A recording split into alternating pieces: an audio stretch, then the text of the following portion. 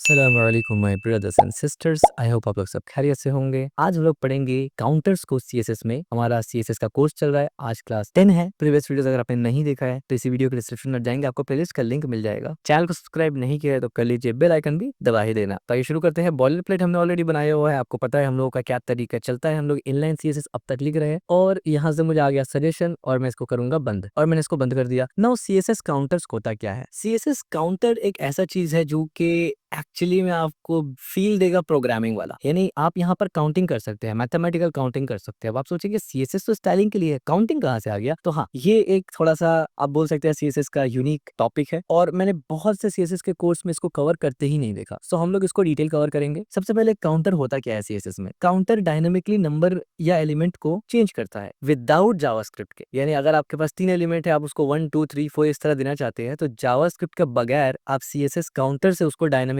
बना सकते हैं। कैसे करके? काउंटर वेरिएबल एक होता है आपके पास जो कि सी खुद मेंटेन करता है और वो काउंटर वेरिएबल की मदद से वैल्यू को इंक्रीमेंट या डिक्रीमेंट कर सकता है सीएसएस रूल्स के हिसाब से। यानी वही काउंटिंग वाला सिनेरियो होगा कि आप या तो इंक्रीज करेंगे काउंटिंग को या फिर डिक्रीज करेंगे काउंटिंग को, जैसे जावास्क्रिप्ट वगैरह प्रोग्राम में करते हैं, लेकिन सीएसएस के रूल से वो होगा। तो वो होगा कैसे करके? यहाँ पर हमें 4 चीज देखने को मिलती है, ठीक है? इसके अंदर 4 चीज देखने को मिलता है। मैं कमेंट आउट लगा देता हूँ ताकि आपको ये मिले तो आपको मालूम हो जाए। एक होता है काउंटर रीसेट, यानी जिसके वजह से ये काउंटिंग का पूरा होता है। ये क्या करता है? क्रिएट और रीसेट काउंटर्स, ये काउंटर को क्रिएट या रीसेट करने का काम करता है। इसके बाद होता है काउंटर इंक्रीमेंट। काउंटर इंक्रीमेंट क्या करता है? जाहिर सी बात है, वो क्या करेगा? इंक्रीमेंट करेगा। वो इंक्रीमेंट करेगा या फिर डिक्रीमेंट करेगा काउंटर को, ठीक है? तीसरा होता है आपके पास कंटेंट। कंटेंट में क्या होता है? जनरेटेड कंटेंट, यानी आप जनरेटेड कंटेंट को इंसर्ट कर सकते हैं काउंटर के आसपास। और एक होता है काउंटर का फंक्शन जो कि एक्चुअली में ऐड करता है वैल्यू को, ठीक है, काउंटर में। और इससे रिलेटेड यानी काउंटर से रिलेटेड हमने एक मिनी प्रोजेक्ट भी ऐड कर दिया है ताकि काउंटर का कॉन्सेप्ट आपको डिटेल से समझ में आ जाए कि सीएसएस में उसका इस्तेमाल रियल वर्ल्ड में कहाँ पर होता है। तो अब देखिए मैंने क्या किया कि मैंने यहाँ से सिंपल सा HTML लिया है और ये HTML में क्या लिखा है हमने? Using CSS counter, H2P tag, H2P tag, यही सब है। और आपको यहाँ पर सिंपल सा HTML tutorial, CSS tutorial, JavaScript, Python, SQL, ठीक है? यहाँ कोई काउंटिंग नंबर आपको नहीं नजर आ रहा, लेकिन सिर्फ सीएसएस के थ्रू मैं चाहता हूँ कि हर एलिमेंट से पहले कुछ इंसर्ट करूँ, जैसे कि सेक्शन 1, सेक्शन 2, और ये 1 2 मैं ना लिखूं, ये खुद से लिखा हुआ है। ये काम आप काउंटर से कर सकते हैं। तो अब इसको करेंगे कैसे करके? सबसे पहले क्या करना है ना, सबसे पहले स्टाइल में आने के बाद, इसको मैं यहाँ से बंद करता हूँ। स्टाइल में आने के बाद सबसे पहले आपको बॉडी में जाना है। बॉडी में जाके आपको सबसे पहले क्या करना है ना, काउंटर रीसेट करना। काउंटर रीसेट में सेक्शन देना है। ये मैं समझाता हूँ ये सेक्शन क्या है। बेसिकली मैंने काउंटर रीसेट में सेक्शन दे दिया। आपको पता है कि सबसे पहला वैल्यू काउंटर रीसेट दिया जाता है, या तो उसको क्रिएट करने के लिए या तो रीसेट करने के लिए। तो हमें क्रिएट करना है काउंटर, कहाँ? बॉडी में क्रिएट करना है। तो हमने बॉडी को क्रिएट कर दिया, यानी सेक्शन बना दिया। ये सेक्शन क्या है? ये हमारे काउंटर का नाम है, सेक्शन, ठीक हो गया? इसके बाद में मुझे काउंटर लगाना कहाँ है? H1 तो हमारा मेन हेडिंग है, हमें H2 में जितना भी H2 है ना वहां काउंटर लगाना है। तो सबसे पहले मैं इस्तेमाल करूंगा H2 और उसके बाद मैं इस्तेमाल करूंगा सूडो एलिमेंट। कोलन कोलन, आपको पता है एक कोलन है तो वो सूडो क्लासेस होता है, 2 कोलन है सूडो एलिमेंट है। इसमें एक आता है बिफोर। हमने आपको बताया भी था कि बिफोर का इस्तेमाल कोई भी एलिमेंट से पहले कुछ इंसर्ट करने के लिए आता है, तो इसका इस्तेमाल हम लोग यहाँ करेंगे। इसमें आप लिखेंगे counter increment. Counter increment, counter increment में आप क्या वैल्यू लिखेंगे? सेक्शन, जो सेक्शन आपने ऊपर बनाया है, यानी आप सेक्शन को इंक्रीमेंट करना चाहते हैं ना। उसके बाद आप बोलेंगे कंटेंट, कि भाई क्या कंटेंट आपको डालना है, तो कोट्स लिखेंगे आप। और मुझे यानी H2 से पहले ये तमाम जो H2 आपको दिख रहा है ना, तमाम H2 के आगे आपको इंक्रीमेंट करना है। ये इंक्रीमेंट की मदद से 1 2 3 4 जो आता है वो आएगा। और इंक्रीमेंट जो करना है, क्या सिर्फ इंक्रीमेंट करना है या कुछ दिखाना भी है? तो मैंने कंटेंट ऐड किया कि मैं चाहता हूं कि हर H2 से पहले कुछ कंटेंट दिखे। तो वो कंटेंट क्या होगा? मुझे दिखाना है कि लेट्स से सेक्शन दिख जाए, ठीक है, इस तरीके से सेक्शन दिख जाए। और उसके बाद मैं डबल कोट्स दूंगा यहाँ पर, और फिर यहाँ पर करेंगे काउंटर इस तरीके से, और इसके अंदर मैं पास करूंगा सेक्शन। थोड़ा सा फंक्शन की तरह लग रहा है आपको, पर हाँ ऐसे ही है। और उसके बाद यहाँ पर आके मैं ऐसे कोलन दूंगा, बल्कि यहाँ नहीं दूंगा कोलन, इस तरीके से होगा यहाँ, और कि ये कोलन दूंगा, ठीक है। अब सेव करने से पहले मैं आपको समझाता हूँ। आप देख रहे होंगे कि यार डबल कोट्स 2 बार आ चुका है, लेकिन एरर तो नहीं आ रहा है। ये CSS है, HTML नहीं है। HTML का रूल ये होता था एट्रीब्यूट वगैरह में कि सेम नहीं दे सकते थे, और जावास्क्रिप्ट का ये रूल होता था। द मोमेंट मैं इसको सेव करूंगा ना, आप राइट हैंड साइड में देखेंगे सेक्शन लिखा हुआ आ गया, 1 लिखा हो गया आ गया, कोलन लिखा हुआ आ गया, और ये मेरा कंटेंट ऑलरेडी डला हुआ था। यानी यानी अभी यहाँ पर डिकोड करने से पहले आप ये समझिए कि पहले से कंटेंट था क्या, HTML tutorial, CSS tutorial, JavaScript, Python and SQL। तो ये पूरा का पूरा एरिया यहाँ तक ये। अब देखिए इसको मैं सिलेक्ट भी नहीं कर पा रहा, क्यों? क्योंकि ये टेक्स्ट नहीं है, टेक्स्ट ये है। सेक्शन 1 2 3 4 5 ये खुद से जनरेट हुआ और कोलन भी खुद से जनरेट हुआ। तो जनरेट हुआ कैसे करके, देखिए इसको समझिए। जब मैंने बोला बॉडी काउंटर, तो मैंने बोला कि भाई काउंटर स्टार्ट होगा कहाँ से, 0 से स्टार्ट होगा, और हमने उसका नाम क्या रखा, सेक्शन। यानी काउंटर का नाम हमारा समझ लीजिए सेक्शन है। काउंटर का काम क्या है, 1 2 3 4 5 इस तरीके से देना, ठीक है। तो आपको समझ में आएगा कि ये काउंटर क्या करेगा, इसका काम है सिर्फ काउंटिंग करना। ये जो 1 2 3 4 5 6 है, ये इसके वजह से आ रहा है क्योंकि इसको हमने सेट किया। और जब इसको हमने सेट किया यहाँ पर, तो इसको हम लोग यहाँ पर अप्लाई करेंगे। यानी यहाँ हमने काउंटर को सेट किया, यहाँ हमने उसको इंक्रीमेंट किया, ठीक है। यहाँ हमने अपना काउंटर को इंक्रीमेंट किया। इस लाइन को मैं और थोड़ा सिंप्लीफाई अगर कर दूं तो आपको मैं समझाने लगा हूं। हमने यहाँ पर काउंटर को इंक्रीमेंट किया ना, उसके बाद हमें ये बताना है कि भाई काउंटर हमें दिखाना भी तो होगा ना। यानी अगर मान लीजिए मुझे सेक्शन वगैरह नहीं भी चाहिए, मैं सिर्फ काउंटिंग तो देखना चाहूंगा ना, 1 2 3 4 इस तरीके से, तभी तो वो काउंटर बनेगा। तो मैं ये सबको अगर हटा दूं यहाँ से, just to make things simple, इस तरीके से, तब भी ये काम करेगा। तब क्या होगा कि 1 ऐड हो जाएगा, 2 ऐड हो जाएगा, 3 4, यानी काउंटर बन गया हमारा। क्योंकि काउंटर से पहले जो लगाया था वो तो स्ट्रिंग था ना, दैट इज डिफरेंट। काउंटर का काम तो 1 से लेके काउंट करना होता है। तो हमने काउंटर सक्सेसफुली बना लिया, ठीक है। यहाँ पर हमने काउंटर को क्रिएट किया या रीसेट करेंगे। यहाँ पर हमने काउंटर को इंक्रीमेंट किया और हमने बताया कि H2 के पहले इंक्रीमेंट करो, इसीलिए आप देखिए बिफोर है तो पहले काउंटर आ गया। और उसके बाद कंटेंट में हमने बोला कि वही जो काउंटर था ना वो दिखा दो हमें, दैट्स इट। अब आगे जितना भी H2 हम बनाते रहेंगे, काउंटर खुद से बनता रहेगा। अगर मैं 2 यहीं बना दूं तो आप देखिए SQL 5 और 6 भी यहीं बन गया, ठीक है। तो काउंटर का कॉन्सेप्ट आपको समझ में आ गया। इस लाइन को यहाँ से हटाते हैं इस तरीके से और इसको अनकमेंट करके आप समझाते हैं। अब देखिए कंटेंट में क्या होता है ना, कि कंटेंट का मतलब है कि आपको दिखाना क्या है। यानी आपने बोला ना कि बिफोर H2, तो बिफोर H2 क्या दिखाना है। इससे पहले हमने बोला था कि सिर्फ काउंटर को दिखा दो, जो वैल्यू यहाँ से इंक्रीमेंट होकर आ रहा है बस उसको दिखाओ। बट अभी हमने बोला कि नहीं, सिर्फ काउंटर नहीं दिखाना है, अच्छा नहीं लगेगा। हमने कहा कि भाई एक कोट्स यहाँ पूरा डाला बाहर का, ये जो कोट्स है ये पूरा कंप्लीट कोट्स है, ठीक है। यानी कहने का मकसद ये है कि ये सेक्शन क्योंकि स्ट्रिंग है तो हमने इसको कोट में लिखा। काउंटर फंक्शन, ये तो काउंटर है तो हमने इसको नॉर्मल लिखा। और कोलन, इससे हुआ ये कि सबसे पहले सेक्शन इंसर्ट हुआ एज यू कैन सी, फिर काउंटर इंसर्ट हुआ एज यू कैन सी, और फिर लास्ट में कोलन इंसर्ट हुआ, ठीक है। अगर मैं यहाँ पर डबल कोलन दे दूं तो ये भी इंसर्ट हो जाएगा एज यू कैन सी, ठीक है। तो कोई रॉकेट साइंस नहीं है, बहुत ही सिंपल सा एक हमने काउंटर बना लिया। यही है CSS का काउंटर। आगे इस पे जब हम लोग प्रोजेक्ट बनाएंगे ना, मिनी प्रोजेक्ट मेरा है, अलग से फाइल मैंने बना के रखा है, उसको मैं एक्सप्लेन करूंगा आपको, तो आपको और अच्छे से पॉइंट समझ में आने लगेगा। अब देखिए जिस तरीके से आपने यहाँ पर काउंटर बनाया ना, बिल्कुल ऐसे ही आप डिक्रीमेंट काउंटर भी बना सकते हैं। मैं इसको डायरेक्ट कॉपी करूंगा, यहाँ से इसको कमेंट आउट करूंगा ताकि कोड आपको मिल जाए। यहाँ पर बस आप क्या करेंगे, सेक्शन में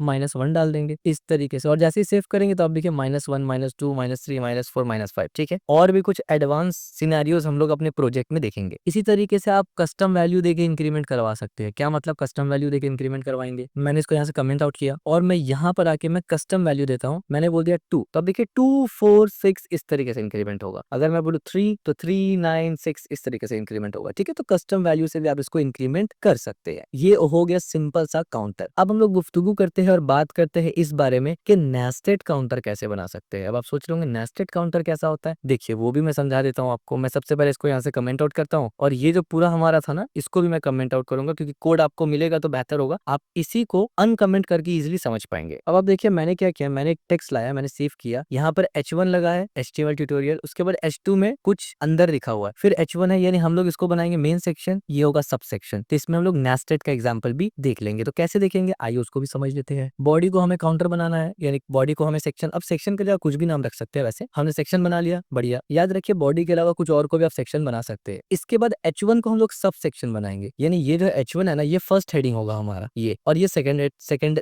यानी इस हेडिंग के अंदर रहेगा ये। तो हम लोग क्या करेंगे, H1 को हम लोग यहाँ से बोलेंगे कि काउंटर रीसेट, और इसका नाम क्या देंगे हम लोग, सब सेक्शन, ठीक है। नाम कुछ भी दे सकते हैं, मैंने सब सेक्शन दे दिया। तो बॉडी हमारा मेन सेक्शन है, H1 हमारा सब सेक्शन है। अब H2 के बाद जाके मैं क्या करूंगा, कोलन बिफोर। अब एकदम बिल्कुल सेम काम है, आप देखिए, क्योंकि ये H2 में लिखा हुआ था ना, HTML CSS बूटस्ट्रैप, इस तरीके से हमने H2 को लिया, हमने बोला H2 को बिफोर, बल्कि H2 से पहले H1 को कवर करते हैं तो आपको ज्यादा अच्छे से समझ में आएगा। पहले इस पे काउंटर लगा देंगे, फिर इसके अंदर लगा देंगे, तो आपको समझ में आएगा। तो मैंने बोला H1 कोलन बिफोर, और यहाँ पर आके मैं क्या बोलूंगा, काउंटर इंक्रीमेंट, जो आपको ऑलरेडी पता है, लेकिन यहाँ पर मैं सेक्शन चलाऊंगा। क्यों सेक्शन चलाऊंगा आप समझ गए होंगे, क्योंकि ये मेरा मेन हेडिंग है, इसलिए यहाँ पर सेक्शन चलेगा। सेक्शन चल गया मेरा, अभी तक कुछ भी नहीं आया, क्यों? क्योंकि कंटेंट तो हमने लगाया ही नहीं है ना। अब द मोमेंट मैं कंटेंट लगाऊंगा और यहाँ पर आके मैं क्या करूंगा, सबसे पहले SCCTIOL सेक्शन लिखा हमने, एक स्पेस देंगे और यहाँ पर अपना काउंटर को रखा देंगे, काउंटर का, और नेम के, सॉरी काउंटर हो गया, और नेम की जगह डाल देते हैं लेट्स से सेक्शन, ठीक है। नेम की जगह हमने सेक्शन डाल दिया और इसके बाद मैं यहाँ पर डबल कोट्स डाला, एक स्पेस दिया और यहाँ पर आके डॉट दिया। सेव जैसे किया हमने, तब देखिए सेक्शन 1 डॉट, सेक्शन 2 डॉट। अब देखिए H1 में क्योंकि इंप्लीमेंट किया ना, तो इस वजह से सब H1 में सिर्फ इंप्लीमेंट हुआ। It totally make sense, right. अब असल चीज ये है कि सेक्शन 2 में 1.1, 1.2, 1.3, 1.4 ये कैसे करके होगा, ठीक है।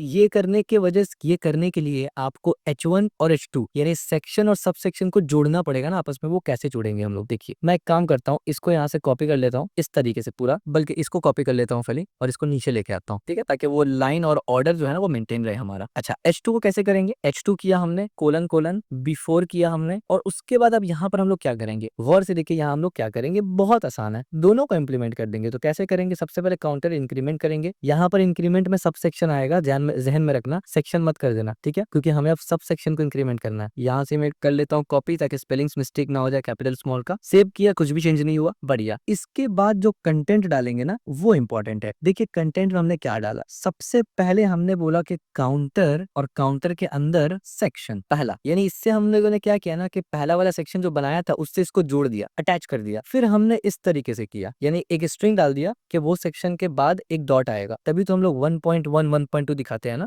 फिर आप जाके बोलेंगे काउंटर, और अब आप जानते ही है कि हम लोग सब सेक्शन को लेकर के आने वाले हैं, ठीक है, इस तरीके से। द मोमेंट मैंने सेव किया और कुछ तो गड़बड़ हुआ यहाँ पर, सब सेक्शन का स्पेलिंग शायद गलत हो गया, हाँ सब सेक्शन का स्पेलिंग गलत हो गया था, ई लगाना भूल गया था, इसीलिए मैं कॉपी पेस्ट करके, खास करके वेरिएबल्स वगैरह को आप भी कॉपी पेस्ट करें, इट विल बी गुड, ठीक है। ये हो गया, और इसके बाद एक स्पेस भी देना है हमें, तो मैं इस तरीके से करूंगा। द मोमेंट मैंने इसको सेव किया, इसको छोटे कर दिया, तो अब देखिए हमने क्या किया, ये सेक्शन 1 है, ये सेक्शन 1.1, ये सेक्शन 1.2, ये सेक्शन 1.3, ये सेक्शन 1.4, ये सेक्शन 2 है, ये इस तरीके से, ठीक है, समझ में आ रहा है आपको। एक तरीके से ये क्या लग रहा है ना कि कोर्स मॉड्यूल लग रहा है, ठीक है। तो इतना ही सिंपल सा है काउंटर्स, और कुछ भी नहीं है काउंटर्स में, इतना ही है। लेकिन अब मैं क्या करूंगा, मैं यहाँ से आपके लिए लिखूंगा क्लास 10 और मैं लिखूंगा counters.html, क्योंकि अलग से मैंने एक खूबसूरत सा फाइल बना के रखा हुआ है, तो हम लोग इसको इस्तेमाल करेंगे। मैंने इसको सेव किया इस तरीके से, और मैं क्या करने लगा हूँ ना, यहाँ पर एक छोटा सा बटन ऐड करके इसको स्टार्ट कर लूंगा, ठीक है। इसको ऑफकोर्स ज्यादा डिजाइन नहीं करते, बल्कि एक काम करते हैं ना, डिजाइनिंग के लिए मैं यहीं से उठा लेता हूँ, क्लास 9 से हमने बटन को डिजाइन किया था काफी, मुझे याद है, ये यहाँ से ये पूरा बटन को हमने डिजाइन किया हुआ था ना, मैं यहाँ से इसको उठा लूंगा सिंपल सा इस तरीके से, क्लास 10 में ले जाऊंगा और नीचे इस तरीके से पेस्ट कर लूंगा। सेव कर दिया हमने, और क्लास 9 में जो बटन बनाया था हमने उसको यहाँ से उठा लेते हैं, हमने यहाँ से उठा लिया और इसको बंद कर देते हैं, ठीक है। सो थोड़ा बहुत रीयूजेबिलिटी भी बना ही लेते हैं,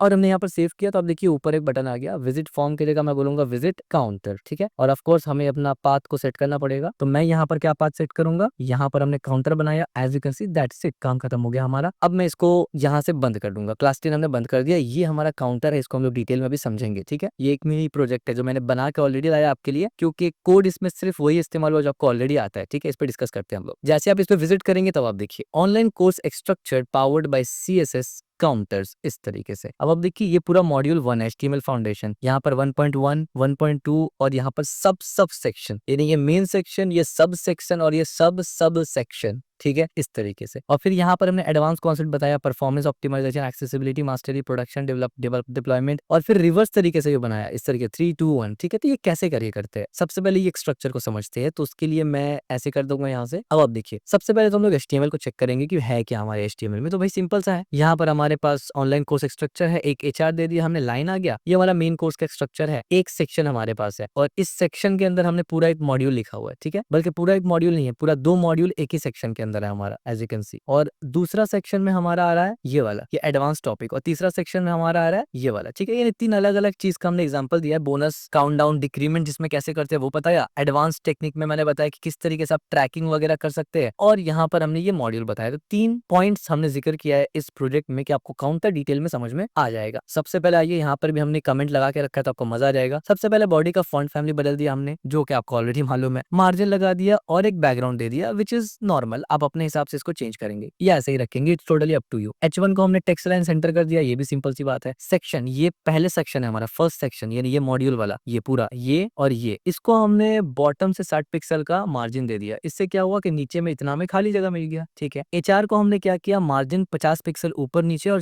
0 पिक्सल राइट लेफ्ट। HR यानी हमारा ये HR जो है ये वाला, ये इसको हमने ऊपर नीचे से मार्जिन दिया 50 पिक्सल, ठीक है। तो HR में भी स्टाइल किया जा सकता है, भले ही वो एम्प्टी एलिमेंट्री क्यों ना हो, जैसे कि HR है, BR है, वगैरह वगैरह। अब हम लोग यहाँ पर आते हैं मॉड्यूल में। सबसे पहला मॉड्यूल का क्लासेस देख लेते हैं ताकि आपके जहन में बैठ जाए। सेक्शन में हमने कोर्स लगाया हुआ है, डिव में मॉड्यूल है, ठीक है। और ये मॉड्यूल से मुराद पहला मॉड्यूल और दूसरा मॉड्यूल का नाम भी मॉड्यूल है, यानी मॉड्यूल के ऊपर जो भी लगाएंगे वो दोनों मॉड्यूल के ऊपर लगेगा। और कोर्स हमारे पास सिर्फ और सिर्फ एक है, ठीक है। इसके बाद लेसन्स है, लेसन्स का क्लास भी बिल्कुल सेम है। जो भी लेसन्स अंदर का डिव स्टार्ट होता है ना, वो लेसन्स के नाम पे आएगा और टॉपिक भी सेम है। तो बेसिकली हमने रीयूज किया है क्लासेस को। तो आइए देखते हैं हमने यहाँ पर क्या किया। सबसे पहले हमने कोर्स के ऊपर रीसेट मॉडल लगाया, यानी क्योंकि कोर्स हमारा सबसे मेन है ना, यहीं पर हमें काउंटिंग करना है, तो हमने यहाँ पर रीसेट मॉडल लगा दिया कोर्स के ऊपर। उसके बाद हमने बोला कि रीसेट मॉडल में नाम क्या लिखा हमने, लेसन, यानी कोर्स का नाम जो है वो लेसन। अच्छा, एक यहाँ पर और इंपॉर्टेंट बात है, क्योंकि हम लोग सब सेक्शन बना रहे हैं ना, तो ऊपर वाले के लिए एक क्रिएट किया हमने काउंटर, जिस काउंटर का नाम मॉड्यूल रखा। ये दूसरा काउंटर है हमारा, जिसका नाम हमने लेसन रखा, ठीक है। अभी ये दो काउंटर का इस्तेमाल होगा, तो ये जहन में रखना, दो काउंटर बनाए, एक मॉडल यानी मॉड्यूल और एक सेशन लेसन। बैकग्राउंड को व्हाइट कर दिया, पैडिंग 20, बॉर्डर रेडियस और मार्जिन बॉटम, यानी मार्जिन बॉटम, यानी ये एक्सप्लेन करने की मुझे जरूरत भी नहीं है। अब आप देखिए, मैंने बोला मॉड्यूल के अंदर जो H2 है उस पे लगाओ। H2 कौन सा है देख लीजिए एक बार, ये हमारा H2 है, यानी ये HTML फाउंडेशन और CSS फाउंडेशन, ये तो बड़ा जो हमारा है एकदम, ये CSS फाउंडेशन, सिर्फ ये H2 है, ठीक है। यानी ये फर्स्ट मॉड्यूल चल रहा है हमारा। तो हमने यहाँ पर क्या लगाया, जरा गौर से देखें। हमने कहा कि H2 से पहले लगा दो काउंटर इंक्रीमेंट मॉडल, यानी फर्स्ट काउंटर हमने यहाँ लगाया, इसीलिए हमने मॉडल को टारगेट किया, क्योंकि ये फर्स्ट काउंटर है और ये जो मॉडल 1 दिख रहा है ये हमारा फर्स्ट काउंटर है। क्लियर हो गया, दैट मेक्स टोटली सेंस, क्योंकि ये सबसे ऊपर है। दूसरा हमने क्या किया, कंटेंट में मॉड्यूल लिख दिया, तो यहाँ पर मॉड्यूल दिख रहा है, और काउंटर के अंदर भी मॉड्यूल डाला, क्योंकि जाहिर सी बात है हमें मॉड्यूल को इस्तेमाल करना है कि वो आगे बढ़े। और यहाँ पर हमने कोलन डाल दिया, you know the rest. Colour को हमने चेंज कर दिया मॉड्यूल का कि भाई ब्लू हो जाए, फॉन्ट को बोल्ड कर दिया, बढ़िया। इसके बाद हमने लेसन्स को टारगेट किया, लेसन्स को टारगेट करके हमने बोला H3, हमने बोला H3 में लगाओ। तो H3 कौन सा है जरा देख लीजिए। H3 हमारा इंट्रोडक्शन टू HTML, यानी ये और फॉर्म्स इनपुट, ये हमारा H3 है, ठीक है। ये जो है ये हमारा एलाइज है, इस पे बात करेंगे। तो H3 हमारा सेकंड मॉड्यूल था, यानी जो लेसन जिसको हम लोग बोला, तो ये इसमें हमने लेसन डाला और यहाँ पर लेसन बना दिया, और ये रेस्ट आप जानते हैं। इसके बाद डीप लेसन स्ट्रक्चर, उसके बाद हमने टॉपिक्स नाम से बनाया, जो कि एक्चुअली में अब ये है व्हाट इज HTML स्ट्रक्चर वगैरह, और इसको दोबारा से सेट किया टॉपिक के नाम से, यानी 3 काउंटर बनाया। एक काउंटर था मॉडल यानी मॉड्यूल जो ऊपर वाला था, एक लेसन जो कि ये वाला सेकंड वाला था, और एक हमने बनाया टॉपिक जो कि ये वाला था। तो टॉपिक वाला अब आ रहा है, तो टॉपिक वाले को सबसे पहले मैंने क्या किया, बनाया। उसके बाद हमने इसका लिस्ट स्टाइल नन कर दिया, क्योंकि ये एक लिस्ट था, अनऑर्डर्ड लिस्ट था। और उसके बाद हमने क्या किया, पैडिंग लगा दिया, पैडिंग लेफ्ट लगा दिया, इस तरीके से। फिर topic.li, क्योंकि एक्चुअली में लिस्ट आइटम के अंदर ही हमारा ये रखा पड़ा था ना, तो इसीलिए topic.li के अंदर हमने बोला इंक्रीमेंट करो टॉपिक को इंक्रीमेंट कर दो, यानी यहाँ पर जैसे हमने इंक्रीमेंट किया वैसे यहाँ पर इंक्रीमेंट करवा दिया। करवाया किसमें, li के अंदर, क्योंकि हमारा कंटेंट कहाँ है,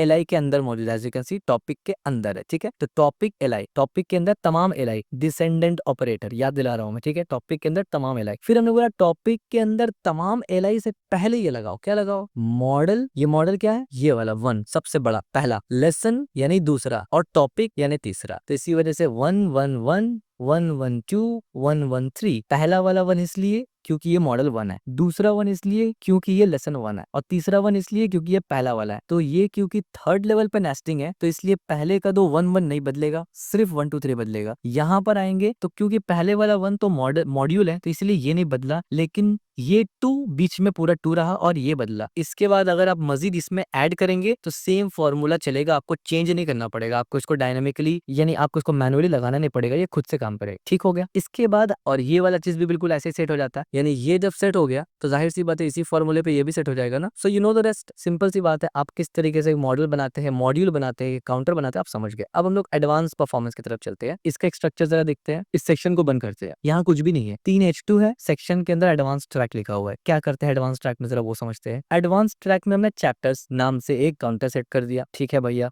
आगे एडवांस ट्रैक से पहले मैंने बोला, एडवांस ट्रैक से पहले मैंने बोला H2 को लगाओ, यानी एडवांस ट्रैक तो हमारा मेन हेडिंग है ना, उसके बाद H2 है, ये H2 के अंदर लिखा हुआ है। तो मैंने बोला एडवांस ट्रैक में जाओ, उसके अंदर तमाम H2 को उठाओ और उससे पहले ये काम कर दो। ये काम क्या है? मैंने बोला काउंटर इंक्रीमेंट करो चैप्टर लगा के, यानी पहले लिखो चैप्टर और फिर लिखो 2। तो मैंने आपको ऑलरेडी दिखाया था ना कि 2 से इंक्रीमेंट हो सकता है। तो आपने यहाँ पर कंटेंट में क्या किया, एडवांस चैप्टर और यहाँ पर काउंटर में चैप्टर डाला क्योंकि आपने इंक्रीमेंट चैप्टर किया था, और कोलन। तो एडवांस चैप्टर 2, 4, 6 और ऐसे ही 2 से बढ़ता रहेगा। बाकी तो कलर वगैरह है, ठीक है। और जो बोनस सेक्शन है यहाँ मैं आपको दिखाने लगा हूँ। आप ये यहाँ पर आप देखिए क्या है, H2 के अंदर तमाम चीज है, यानी ये सब चीज H2 में लिखा हुआ है। और बोनस सेक्शन हमने बनाया सेक्शन को। इसको कैसे स्टाइल किया आप जरा ये भी देख लीजिए। काउंट डाउन डिक्रीमेंट हमने यहाँ पर बोला, गौर करना, एक फर्क जो मैं आपको यहाँ और यहाँ में दिखाने लगा हूँ विच इज वेरी इंपॉर्टेंट। देखिए दोनों में फर्क समझ लीजिए क्या है। यहाँ पर हमने क्या बोला, हमने बोला बोनस काउंटर को रीसेट करो और हमने यहाँ पर 4 बोल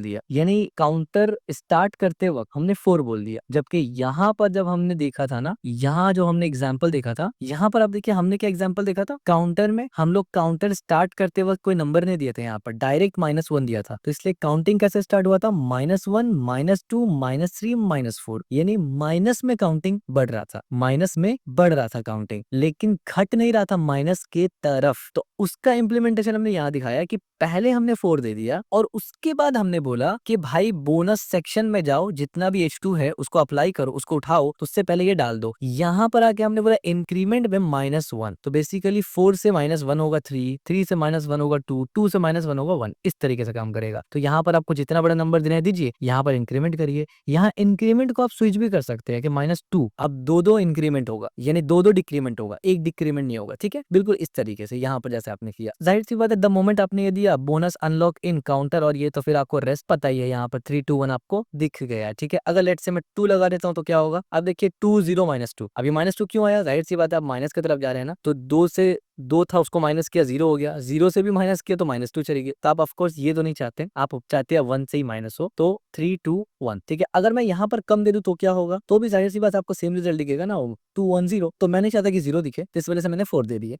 ठीक है। सो आई होप आपको ये छोटा सा जो प्रोजेक्ट था हमारा वो पसंद आया होगा, और यहाँ पर हमने डिटेल से काउंटर्स को समझा दिया ना। आई होप आप काउंटर में मास्टर हो चुके होंगे अब, क्योंकि काउंटर का यही इस्तेमाल है, बस ये फंडामेंटल यूज आपको करना आ गया ना, कि नेस्टेड काउंटर कैसे बनाते हैं, काउंटर कैसे बनाते हैं, इंक्रीमेंट कैसे करते हैं, डिक्रीमेंट कैसे करते हैं, रिवर्स कैसे करते हैं। डिक्रीमेंट का मतलब -1, -2 भी हो सकता है, लेकिन रिवर्स कैसे करते हैं, कस्टम वैल्यू कैसे डालते हैं, दैट्स इट। इतना ही टॉपिक होता है सिर्फ आपके काउंटर के अंदर, ठीक है। सो काउंटर को हम लोग बंद करते हैं यहाँ से हम लोग इसको खोलते हैं ऐसे, बल्कि इसको नहीं खोलना है, क्लास 10 को खोलना है हमें। इसको बंद करते हैं, इसको यहाँ से ऐसे करते हैं, और हम लोग यहाँ आ जाते हैं दोबारा अपने क्लास 10। और मैं इसको भी कमेंट आउट कर ही दूंगा, और इसको भी बंद करते हैं, इसको बंद करेंगे, इसको बंद करेंगे, इसको भी बंद करेंगे, और इसको बंद करेंगे। साथ साथ में इसको भी यहाँ से पूरा कमेंट आउट कर देता हूँ, ठीक है। और ये भी बंद कर देंगे यहाँ से। साथ ही साथ ये भी कोड क्योंकि मुझे आपको देना है, मैं इसको भी कमेंट करके यहाँ से बंद कर दूंगा। अब हमारा हो चुका है HTML CSS बिल्कुल ब्लैंक, ठीक है। नाउ काउंटर्स के बाद हम लोग क्या पढ़ेंगे, काउंटर्स के बाद हम लोग थोड़ा सा यूनिट वैल्यूज पढ़ेंगे, ठीक है। CSS यूनिट्स, आपको पता है यूनिट में क्या होता है, विड्थ है, हाइट है, मार्जिन है, पैडिंग है, एंड ऑल दैट है। तो उसके बारे में हम लोग डिस्कस करने लगे। तो अब हम लोग बनाने वाले हैं एक मॉडर्न यूनिट शोकेस। ये भी एक प्रोजेक्ट बोल सकते हैं, जिसमें मैं आपको यूनिट से रिलेटेड चीजों को एक प्रोजेक्ट में समझाने लगा हूँ, ठीक है। तो इसके लिए मैं क्या करूंगा, यहाँ से जो बटन हमने बनाया था ना, इसको मैं यहाँ से ऑन कर लूंगा कुछ इस तरीके से ऐसे, और इसको अलग से मैं कमेंट आउट करके यहाँ छोड़ दूंगा, ठीक है। बटन हमने ऑलरेडी ये कर लिया ना, तो बटन को यहाँ से मैं ओपन करता हूँ उसको, और यहाँ इस तरीके से, बल्कि मैं सिंपल सा बटन को कट कर लेता हूँ यहाँ से। मैंने सेव किया इसको, और यहाँ पर लाके मैं इस बटन को पेस्ट करूंगा, ठीक है, इस तरीके से। और ऑफकोर्स अब मैं विजिट काउंटर के जगह मैं बोलूंगा visit modern unit show case. Save करूंगा मैं इसको, तो इस पे क्लिक करने से मुझे उस लिंक पे चले जाना चाहिए जहां पर मैंने फाइल बनाया है। तो ऑफकोर्स फाइल तो मैंने बनाया ही नहीं, मैं अभी बनाऊंगा आपके सामने फाइल। तो चलिए बनाते हैं। मैं यहाँ पर बोलूंगा क्लास, क्योंकि हमारे ये क्लास 10 है, तो क्लास 10, ताकि जब आपको फाइल और ये पूरा कोड मिले ना, ये पूरा कोड जब आपको मिले तो आप कंफ्यूज ना हो कि इसमें तो 1, 2, 3 लिखा हुआ नहीं है, क्योंकि यहाँ पर हम लोग कंसिस्टेंसी फॉलो कर रहे हैं ना, क्लास 1, क्लास 2, क्लास 3। आप कहेंगे यार इसमें तो कुछ नहीं लिखा हुआ, किस क्लास का है ये, तो इसलिए मैंने साथ ही लिखा क्लास 10 काउंटर। तो ये क्लास 10 से रिलेटेड है, और आपको यहाँ पर लिंक्स वगैरह भी मिल जाएगा। तो क्लास 10 यहाँ पर मैं लिखूंगा, और ये क्या है, यूनिट शोकेस.html, ठीक है, इस नाम से बनाते हैं। और एक बेसिक बॉयलर प्लेट लेना है, ठीक है, इस तरीके से। और यहाँ पर मैं बोलता हूँ मॉडर्न यूनिट्स शोकेस, उसको सेव करूंगा मैं। और यहाँ पर आएंगे हम लोग, बॉडी में आकर हम लोग सबसे पहले HTML को लिखेंगे फटाफट से। तो सबसे पहले मैं एक सेक्शन लूंगा, हालांकि हम लोग यहाँ पर HTML को लिखने को स्किप भी कर सकते थे, पर कुछ पॉइंट HTML का मैं यहाँ लिख देता हूँ। इस पे क्लास लगाऊंगा मैं हीरो, बल्कि 0 कर दिया मैंने, हीरो। और यहाँ पर मैं एक डिव लगाऊंगा, इस डिव के अंदर H1 रहेगा, जिसपे मैं लिखूंगा रिस्पॉन्सिव टाइपोग्राफी सिस्टम। हमने इसको सेव किया। और इस तरीके से एक एक सेक्शन में एक एक चीज को हम लोग रिप्रेजेंट करेंगे। एक सेक्शन हीरो सेक्शन होगा, एक रिम का सेक्शन होगा, यानी रिम वैल्यू दिखाने के लिए, एक EM वैल्यू को दिखाने के लिए, एक VW को दिखाने के लिए, एक परसेंटेज के लिए, एक पिक्सल के लिए, एक एब्सोल्यूट वैल्यू के लिए, वगैरह वगैरह। ठीक है, ठीक हो गया। तो एज यू कैन सी हमने यहाँ पर सब कुछ लिख लिया प्रॉपर तरीके से। ये हीरो सेक्शन होगा, इसमें इस तरीके से दिखेगा। यहाँ पर हम लोग रिम को डेमोस्ट्रेट करेंगे, यहाँ हम लोग EM को डेमोस्ट्रेट करेंगे, यहाँ हम लोग WB को डेमोस्ट्रेट करेंगे, यानी व्यू पोर्ट विड्थ। यहाँ पर हम लोग परसेंटेज को करेंगे, यहाँ एब्सोल्यूट पिक्सल्स को करेंगे, जैसे कि पिक्सल्स हो गया, यानी एब्सोल्यूट कंटेनर यानी पिक्सल या सेंटीमीटर हो गया। यहाँ पर VMIN को फोकस करेंगे, हर एक यूनिट को हम लोग डिटेल में समझेंगे। तो इसको सबसे पहले मैं क्या करूंगा ना, यहाँ से सेव किया हमने और इसको यहाँ कनेक्ट करेंगे, और उसके बाद फिर जाके हम लोग इसको ओपन करेंगे, देन CSS लिखना शुरू करेंगे। तो मैं यहाँ पर इसको यहाँ से बंद करते हैं, एंड हमारा शोकेस आ गया। इस तरीके से मैंने सेव कर दिया। द मोमेंट मैंने इस पे क्लिक किया तो आप देखिए इस तरीके से टाइपोग्राफी सिस्टम हमारे सामने मौजूद है। ठीक है, इस तरीके से। तो अब इस सिर्फ हमने यहाँ पर HTML लिखा है, CSS नहीं लिखा है। तो CSS लिखना अब शुरू करेंगे हम लोग। अब हम लोग उसको बंद करते हैं। ठीक है, यहाँ हम लोग एक एक करके CSS लिखेंगे। तो यहाँ पर क्योंकि एक प्रोजेक्ट भी है, इस वजह से मैं सिस्टमैटिक वे से आपको समझाने लगा हूँ कि कैसे करके HTML लिखना है। सबसे पहले मैंने HTML टैग को ही डायरेक्ट टारगेट कर लिया, डायरेक्ट HTML को टारगेट किया, और इस पे मैं एक फॉन्ट साइज सेट कर दूंगा। इससे होगा ये ना कि जितना भी आगे का हमारा जो टाइपोग्राफी लगेगा वो इसी के ऊपर बेस्ड लगेगा। क्या मतलब, 16 पिक्सल करते हैं, पहले मैंने 16 कर दिया। देखिए हमने ऑलरेडी इस पे डिस्कस किया हुआ है, टाइपोग्राफी से रिलेटेड हमने डिस्कस किया था पिछले क्रैश कोर्स में, जिसमें हमने बताया था कि किस तरीके से EM REM 16 पिक्सल के बेसिस पर काउंट होता है। तो वो जो बेस होता है ना, बेसिस पर काउंट होता है, उस पर हमने बोला कुछ है एब्सोल्यूट, कुछ है रिलेटिव। तो जो रिलेटिव होता है वो अपने पेरेंट या बॉडी को देखकर उसके रिलेटिवली पिक्सल्स का बेसलाइन सेट करता है कि कितना कैलकुलेशंस पिक्सल होगा, और जो एब्सोल्यूट होता है ना वो रूट से पकड़ता है। तो हमने यहाँ पर एक बेसलाइन सेट कर दिया कि भाई 16 पिक्सल एक बेसलाइन होगा। तो अब आगे मजीद जो भी कैलकुलेशंस हम लोग करने वाले हैं ना, वो इसी पर मद्देनजर रखते हुए होगा कि 16 पिक्सल बेस होगा। ठीक है, इसके बाद हम लोग यहाँ पर क्या करेंगे, हम लोग यहाँ बॉडी में कुछ बेसिक फंक्शंस लगाएंगे, क्योंकि पूरा का पूरा बॉडी हमें कवर करना है, और ये प्रोफेशनल तरीका होता है। मैंने मार्जिन को 0 पिक्सल कर दिया, सेव किया हमने, और मैं एक एक बार सेव करके दिखा रहा हूँ, और जहां जरूरत पड़ेगा मैं आपको डिबग करके भी दिखाऊंगा, यानी वैल्यूज को चेंज करके भी दिखाऊंगा, ताकि आपको प्रॉपर समझ में आए। फॉन्ट फैमिली में आमतौर पर हम लोग एरियल इस्तेमाल करते हैं, एरियल और हेल्वेटिका वगैरह, सैंस सेरिफ, इस पे भी हमने डिटेल डिस्कस किया हुआ है कि फॉन्ट फैमिली वगैरह कैसा होता है। इसके बाद हमने बैकग्राउंड को चुप पिक किया यहाँ पर से, और लेट से मैं बैकग्राउंड दे देता हूँ कि F4 F6 एंड F9। ठीक है, एक कलर बेसिक सा मैंने ले लिया, मैंने सेव किया, तो बैकग्राउंड थोड़ा सा व्हाइटिश से ग्रेइश की तरफ चला गया। और मैंने जो हमारा टेक्स्ट का कलर होगा ना, उसको हमने क्या चेंज किया, उसको भी हमने हेक्साडेसिमल वैल्यू में ही डाला। मैंने बोला इस तरीके 29 3 एंड 3 के बाद हमारा B। मैंने सेव किया, तो आप देखिए कुछ ब्लैकिश ही है, लेकिन थोड़ा सा लाइट के ऊपर ही आ गया। ठीक है, ये कलर वेरी कर सकता है, आप चेंज भी कर सकते हैं, कोई दिक्कत नहीं। इसके बाद हमने लाइन हाइट को थोड़ा सा चेंज किया, हमने 1.6 किया। उससे क्या हुआ, आप देख सकते हैं कि लाइन का जो हाइट है ना वो थोड़ा सा बढ़ गया है। ठीक है, हम लोग यहाँ पर ऑलरेडी 110 पिक्सल्स पे दिख रहे हैं इसको। ठीक है, मैं 100 पे ही कर देता हूँ ना, क्योंकि प्रॉपर आपको पता चलेगा कि किस तरीके से 100 पिक्सल में ये दिखता है। तो बॉडी में फिलहाल के लिए बेसिक इतना ही छोड़ते हैं। आपको पता है हर एक चीज सेक्शन में कवर हो गया हम लोग। तो सेक्शन के लिए मैं यहाँ से सेक्शन को इस तरीके से टारगेट करूंगा, और मैं हर सेक्शन में चाहूंगा कि पैडिंग लगे। अब आप देखिए पैडिंग के लिए हमने क्या दिया, हमने बोला 5 REM और हमने बोला 10%। क्या मतलब, ऊपर और नीचे से 5 REM होगा, और राइट और लेफ्ट से 10% होगा। द मोमेंट इसको हमने सेव किया, तो अब देखिए अब कुछ इस तरीके से है, यानी राइट और लेफ्ट से तो 10% है। परसेंट का मतलब क्या है, इस तरीके से बड़ा करेंगे तो इस तरीके से दूर दूर होगा, छोटा करते रहेंगे तो उसी हिसाब से वो परसेंट लेता रहेगा। ठीक है, आगे जाके इसका डेमोस्ट्रेशन और भी क्लियर हो जाएगा, तो आपको समझ में आने लगेगा। इसके बाद हम लोग H2 को, यानी अभी एक्चुअल में हम लोग टाइपोग्राफी के ऊपर काम नहीं कर रहे, अभी तो हम लोग बस सजा रहे हैं। इसके बाद हम लोग प्रॉपर तरीके से ये हीरो सेक्शंस वगैरह को बनाएंगे, जिसके बाद फिर आपको समझ में आएगा कि कैसा एक्चुअली में ये जो फॉन्ट्स है बड़े छोटे स्क्रीन में काम करता है। हमने H2 को लिया, टेक्स्ट अलाइन सेंटर कर दिया, सेव किया हमने, तो आप देखिए जितना भी H2 था वो टेक्स्ट अलाइन सेंटर हो गया। मार्जिन बॉटम किया हमने, और 3 रिम कर दिया, तो आप देखिए जितना भी H2 था उसका मार्जिन बॉटम हो गया। और फॉन्ट साइज को हमने क्या कर दिया, 2 REM कर दिया, तो अब देखिए ये थोड़ा सा बड़ा हो गया, ठीक है। इसके बाद अब हम लोग हीरो सेक्शन को करने जा रहे हैं अपना, ठीक है। मैं लिखूंगा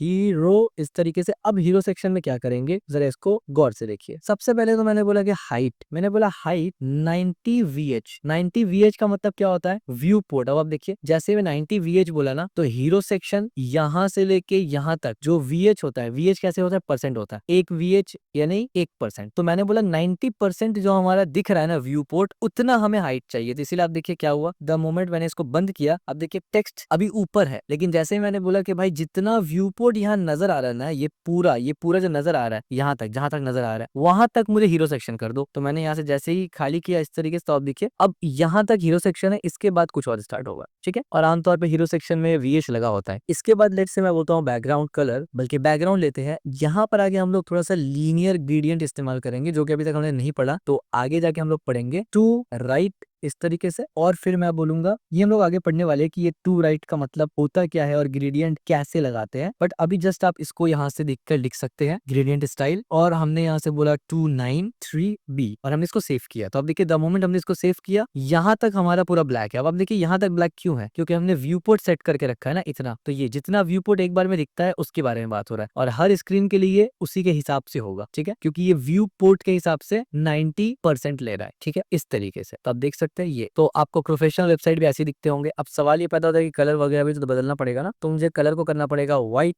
ऑफ कोर्स। तो मैं करूंगा कलर को व्हाइट, सेव किया हमने तो अब कलर व्हाइट हो गया। इसके बाद यहाँ पर हम लोग डिस्प्ले फ्लेक्स इस्तेमाल कर रहे हैं। ऑफ कोर्स इसको हम लोग फ्यूचर में पढ़ने वाले हैं, लेकिन अभी हमने यहाँ पर इस्तेमाल किया ताकि लुक अच्छा बनाया जा सके, और जस्टिफाई कंटेंट को हमने सेंटर किया, ठीक है। इस चीज को आप अगर इग्नोर भी करेंगे तो चलेगा, बट हमारा टाइपोग्राफी से रिलेटेड जो हमने बात किया वो यहाँ पर किया VH, ठीक है। और इसी तरीके से अलाइन आइटम्स को हम लोग क्या कर सकते हैं, सेंटर। जैसे अलाइन आइटम सेंटर किया तो आप देखिए क्या हुआ कि ये पूरा का पूरा जो ये जो टाइपोग्राफी था ना, ये सेंटर में आ गया, इस यहाँ से भी और यहाँ से भी। फिर हमने यहाँ पर टेक्स्ट अलाइन सेंटर भी कर दिया, तो इससे क्या हुआ कि अंदर का जो टेक्स्ट था वो भी सेंटर में आ गया। और फिर हमने यहाँ से बोला पैडिंग को 0 पिक्सल कर दो, यानी ऊपर नीचे, और राइट लेफ्ट में 10 पिक्सल कर दो, इस तरीके से, ठीक है। तो अब देखिए राइट लेफ्ट हमने 10 पिक्सल किया, तो ये अब इस तरीके से आ गया, ठीक है। यहाँ पर से उतना स्पेस, यहाँ पर से उतना स्पेस, राइट लेफ्ट में 10 पिक्सल का पैडिंग। और यहाँ पर देखिए मैंने लिखा हीरो H1, यानी हीरो के अंदर जितना भी H1 है उसमें आप क्या करो ना, फॉन्ट साइज लगाओ। लेकिन कैसे, मैंने बोला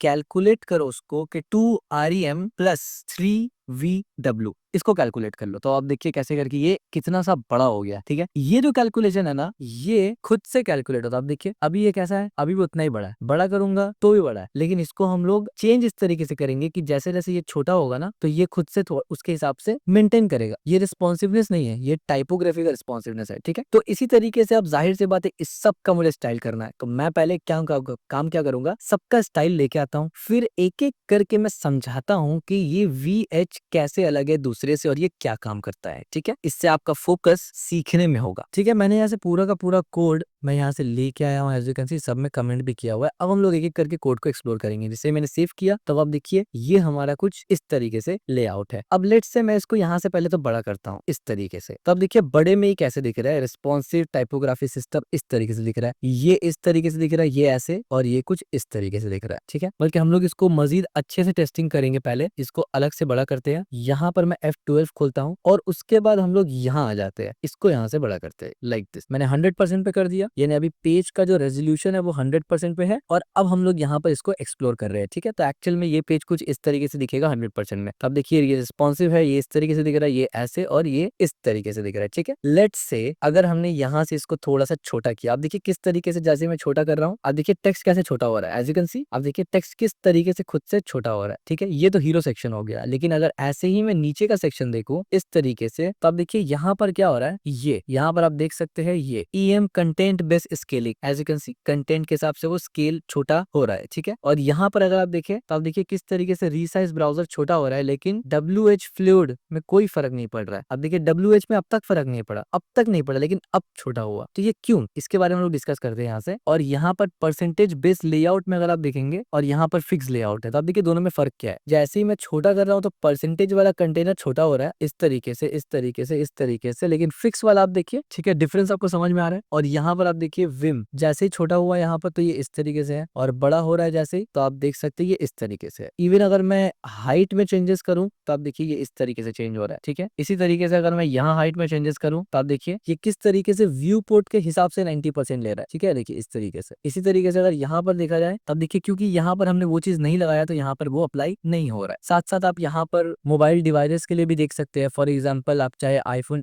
ES के लिए देखना चाहे तो वहां पर कुछ इस तरीके दिखेगा, XR में कुछ इस तरीके से दिखेगा, आपका आईफोन 12 प्रो में कुछ इस तरीके से दिखेगा, प्रो मैक्स में इस तरीके से दिखेगा, टैबलेट्स वगैरह की अगर बात की जाए तो आईपैड मिनी में इस तरीके से दिखेगा, ठीक है। तो ये अलग अलग जो है स्क्रीन साइज है वो आप देख सकते हैं। इसको यहाँ से बंद करते हैं, इसको यहाँ से बंद करते हैं, तो ये हमारा ब्राउजर में इस तरीके से दिख रहा है। अब हम लोग इसके अंदर का जो टेक्निकलिटी है वो समझते हैं। तो सबसे पहले तो आप ये समझ लीजिए कि टोटल जो यूनिट्स होता है ना वो कई एक जगह CSS में अप्लाई होता है। जैसे कि लेंथ हो गया, वैल्यू हो गया, जैसे कि विड्थ, मार्जिन, पैडिंग, फॉन्ट, ये सब जगह ये तमाम यूनिट्स इस्तेमाल होते हैं, ठीक है। अब बुनियादी तौर पे जो CSS के अंदर यूनिट है ना वो दो किस्म का है। एक होता है एब्सोल्यूट यूनिट, इसका मतलब ये है कि उसका साइज फिक्स है, उसका साइज चेंज नहीं होगा, चाहे पेज जैसा भी दिखे, पेज छोटा हो पेज बड़ा हो, इससे कोई फर्क नहीं पड़ता, उसका साइज चेंज नहीं होगा, वो होता है एब्सोल्यूट यूनिट। एक होता है रिलेटिव यूनिट, जिसका साइज रिलेट करता है, यानी उसका साइज बदल सकता है डिपेंडिंग अपॉन उसके पेरेंट के ऊपर, डिपेंडिंग अपॉन उसके रूट के ऊपर, डिपेंडिंग अपॉन उसके व्यू पोर्ट के ऊपर। अब सवाल ये पैदा होता है कि उसका साइज कैसे रिलेट करेगा। तो बेसिकली वो ये देखेगा ना कि मेरा पेरेंट का लेंथ कितना है, उसके हिसाब से मैं कितना लूंगा। रूट एलिमेंट से मुराद HTML, रूट एलिमेंट का कितना लेंथ है उसके हिसाब से मैं लेंथ लूंगा। और एक होता है व्यू पोर्ट, ये कितना ब्राउजर में स्क्रीन दिख रहा है उसके हिसाब से मैं लेंथ लूंगा। तो रिलेटिव यूनिट में ये 3 पॉइंट आ जाता है। एब्सोल्यूट तो वैसे ही फिक्स होता है। अगर एब्सोल्यूट यूनिट की बात करें ना तो एब्सोल्यूट यूनिट फिक्स होता है, उसका लेंथ आमतौर पे एक्सप्रेस किया जाता है पिक्सल से, और आमतौर पे एब्सोल्यूट यूनिट जो है वो रिकमेंड नहीं होता है स्क्रीन के लिए, ठीक है। तो ऐसा भी नहीं है कि आप एब्सोल्यूट यूनिट को इस्तेमाल ही करना छोड़ दे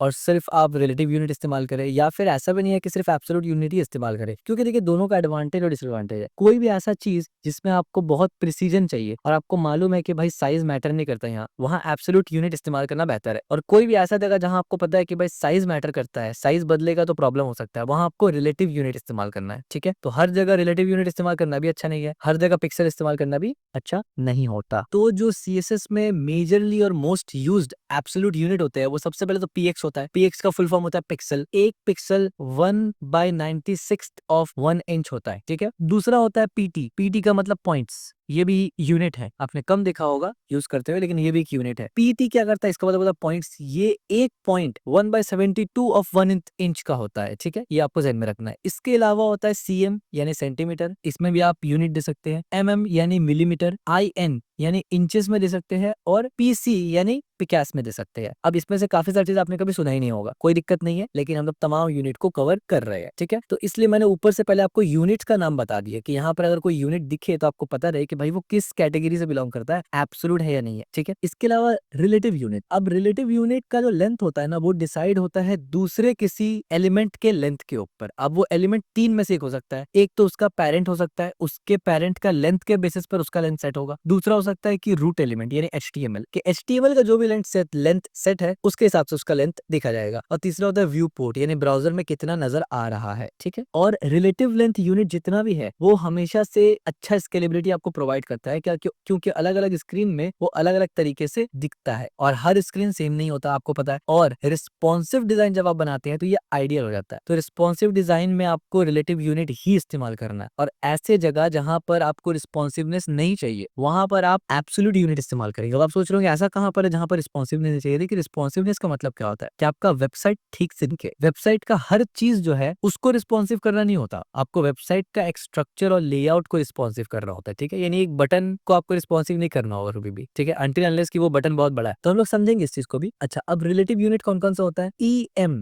एक यूनिट है जो के अपने पेरेंट एलिमेंट के फॉन्ट साइज के रिलेटिव चेंज करता है। यानी EM किसी एलिमेंट के अंदर है और उसका पेरेंट कोई भी है, अगर कोई नहीं है तो बॉडी होगा डायरेक्ट, तो अपना पेरेंट का फॉन्ट साइज देखिएगा। अगर उसका पेरेंट का फॉन्ट साइज है मान लीजिए 20 पिक्सल, तो अब आप बोलेंगे अगर 2EM, तो जो कैलकुलेट होगा ना वो 20 पिक्सल को बेस बना के होगा। 1EM 20 पिक्सल, 2EM इस तरीके से कैलकुलेट होगा वो, ठीक है। यानी अपने पेरेंट एलिमेंट को देखेगा, और अगर कोई उसका पेरेंट ना हो तो बॉडी होगा। दूसरा यूनिट है REM। REM क्या करता है, वो रिलेटिव होता है रूट एलिमेंट के फॉन्ट साइज का, यानी HTML का फॉन्ट साइज क्या है। बाय डिफॉल्ट HTML 16 होता है, अगर HTML का फॉन्ट साइज कोई 20 कर दे तो अब जितना भी REM है वो रूट एलिमेंट HTML के हिसाब से अपना बेस 20 मान के चलेगा, ठीक है। इन्हें आपको जब कैलकुलेशन करना होगा ना तो 20 मल्टीप्लाइड बाय आप करेंगे REM, ठीक है। तीसरा होता है WH और WV, सॉरी VW और VH। V का मतलब हो गया व्यू पोर्ट और W का मतलब हो गया विड्थ, तो view port width and VH यानी व्यू पोर्ट हाइट, ठीक है। व्यू पोर्ट किससे रिलेट होता है, 1% से रिलेट होता है, यानी 1% विड्थ के हिसाब से आप काउंट करेंगे व्यू पोर्ट को। अगर आपने बोला 100 व्यू पोर्ट तो वो 100% विड्थ हो जाएगा, ठीक है। और अगर आपने बोला 100 व्यू पोर्ट तो वो 100% हाइट हो जाएगा। 100 व्यू पोर्ट हाइट तो 100% हाइट हो जाएगा। समझ में आया। व्यू पोर्ट का मतलब आपको कितना दिख रहा है, मसलन यहाँ पर मुझे इतना सा ब्लैक दिख रहा है, नीचे में थोड़ा सा व्हाइट दिख रहा है, तो ये मान के चलेंगे अगर 80% है तो इसका मतलब व्यू पोर्ट का 80% में मुझे ब्लैक दिख रहा है, 20% में मुझे व्हाइट दिख रहा है, तो कितना नजर आ रहा है। और ये रिलेटिव है, बड़े स्क्रीन में ज्यादा नजर आएगा, छोटे स्क्रीन में कम नजर आएगा। 4K में देखेंगे तो ज्यादा नजर आएगा और अगर 1080p में देखेंगे तो कम नजर आएगा। पिक्सल्स के ऊपर डिपेंड करता है, तो यहाँ पर व्यू पोर्ट के ऊपर मैटर करता है, ठीक है। इसके बाद एक और होता है परसेंटेज। परसेंटेज भी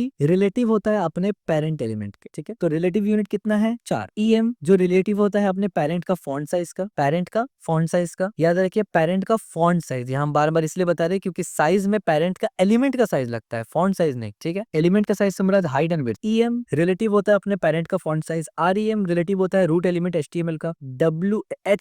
VW और VH रिलेटिव होता है व्यू पोर्ट का जो कि 1% के बराबर होता है। और परसेंटेज रिलेटिव होता है अपने पेरेंट एलिमेंट के साइज का, ठीक है, ना के फॉन्ट साइज का। टिप, EM और REM बहुत ज्यादा इस्तेमाल होता है स्केलेबल रिस्पॉन्सिव वेबसाइट बनाने के लिए, और इवन आने वाले टाइम में जब फ्रेमवर्क्स आप इस्तेमाल करेंगे वहां पर भी ये यूनिट्स बहुत ज्यादा इस्तेमाल किए गए हैं। तो अब आप देखिए यहाँ हम लोग आते हैं, हमने क्या किया, हमने सबसे पहले रूट एलिमेंट को क्या कर दिया, 16 पिक्सल कर दिया। यानी अब जितना भी REM इस्तेमाल होगा ना वो सबका बेस कितना बनेगा, 16 पिक्सल। यहाँ पर जो ये REM 5 दिया ना ये 16 पिक्सल के बेसिस पर है, ठीक है। तो ये जो हाइट का डिसीजन होगा ना पैडिंग का, वो HTML 16 के हिसाब से काउंट होगा, ऊपर नीचे हाइट 5 REM। जबकि जो विड्थ है वो डिसाइड होगा सेक्शन के पेरेंट के हिसाब से। सेक्शन का पेरेंट कौन है भाई, बॉडी है। कैसे, ये सेक्शन है हमारा और सेक्शन का पेरेंट कौन है, body. As you can see section का पेरेंट बॉडी, सेक्शन सबसे पहला है, तो बॉडी का विड्थ कितना होता है, बाय डिफॉल्ट 100% होता है। तो इसीलिए 100% से 10% पैडिंग देना है, 10% राइट 10% लेफ्ट। इसका मतलब बना क्या, 80% विड्थ इस्तेमाल होगा किसमें, सेक्शन में। H2 में अगर आप देखें टेक्स्ट अलाइन सेंटर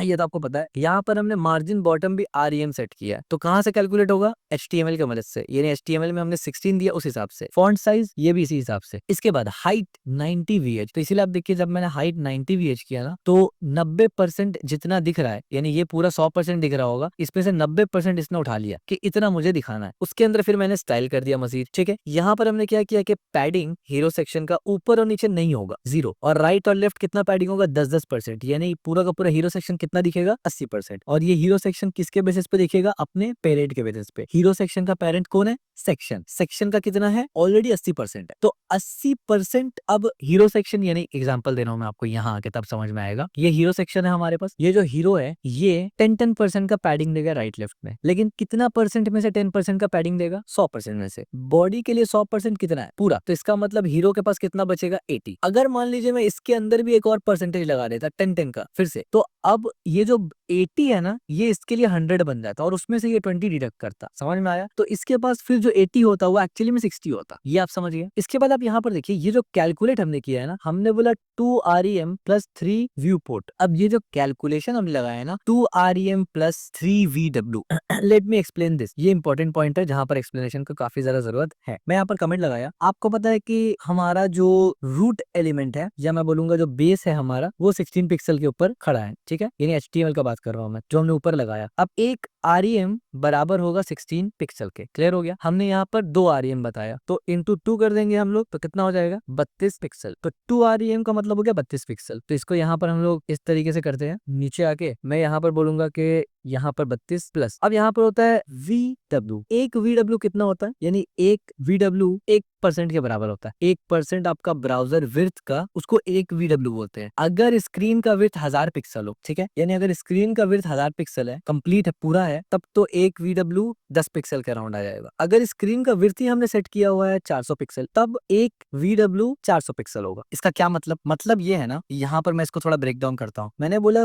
VW बराबर किसका होता है, व्यू पोर्ट विड्थ के बराबर होता है ना ये, और 1 VW बराबर होता है 1% का। कौन सा वाला? ब्राउजर विड्थ के, ब्राउजर का जो 1% विड्थ है वो। लेकिन अगर अगर स्क्रीन विड्थ हुआ किसी का 100 पिक्सल, मान लीजिए किसी का ब्राउजर जो किसी का मॉनिटर है वो बड़ा है, उसका विड्थ 100 पिक्सल में आ रहा है, यानी जाहिर सी बात है कि एग्जांपल देना चाहता हूं मैं आपको यहाँ से। लेट्स से मैंने यहाँ पर से इसको खोल लिया डेफ टूल। तो आप देखिए जब डेफ टूल मैं खोल रहा हूँ, आप यहाँ पर ऊपर देखना है, यहाँ पर ब्लू ग्रे कलर में ना 2 वैल्यू लिखा हुआ आएगा, ठीक है, एक वैल्यू फिर एक्स के बाद एक वैल्यू। ये तो आप देख रहे हैं ना, पहला वाला वैल्यू कम रहा है खाली, एज यू कैन सी, ये पहला वाला वैल्यू 1580 90 इस तरीके से, ये पहला वैल्यू विड्थ के लिए है तभी वो कम रहा है, और दूसरा वाला वैल्यू जो है 911 वो हाइट के लिए है। तो हमारा हाइट फिक्स है। अब आप देखिए हमारा विड्थ यहाँ पर कितना पिक्सल का है, ये हो गया 100 पिक्सल, ये 1000 पिक्सल हो गया हमारा, एज यू कैन सी। तो 1000 पिक्सल्स का मतलब होता है ये, अगर किसी का स्क्रीन साइज इतना बड़ा है ना तो ये 1000 पिक्सल में होगा। जब स्क्रीन किसी का इतना बड़ा होगा, ब्राउजर में एक कंप्यूटर में किसी ने मेरा वेबसाइट को खोल दिया और उसका स्क्रीन इतना बड़ा है, तो इसका मतलब 1000 पिक्सल उसका है अभी। फिर तो 1000 पिक्सल अगर विड्थ हुआ तो व्यू पोर्ट कितना होगा, उसका 1% कितना होगा, 10 पिक्सल होगा, यानी तब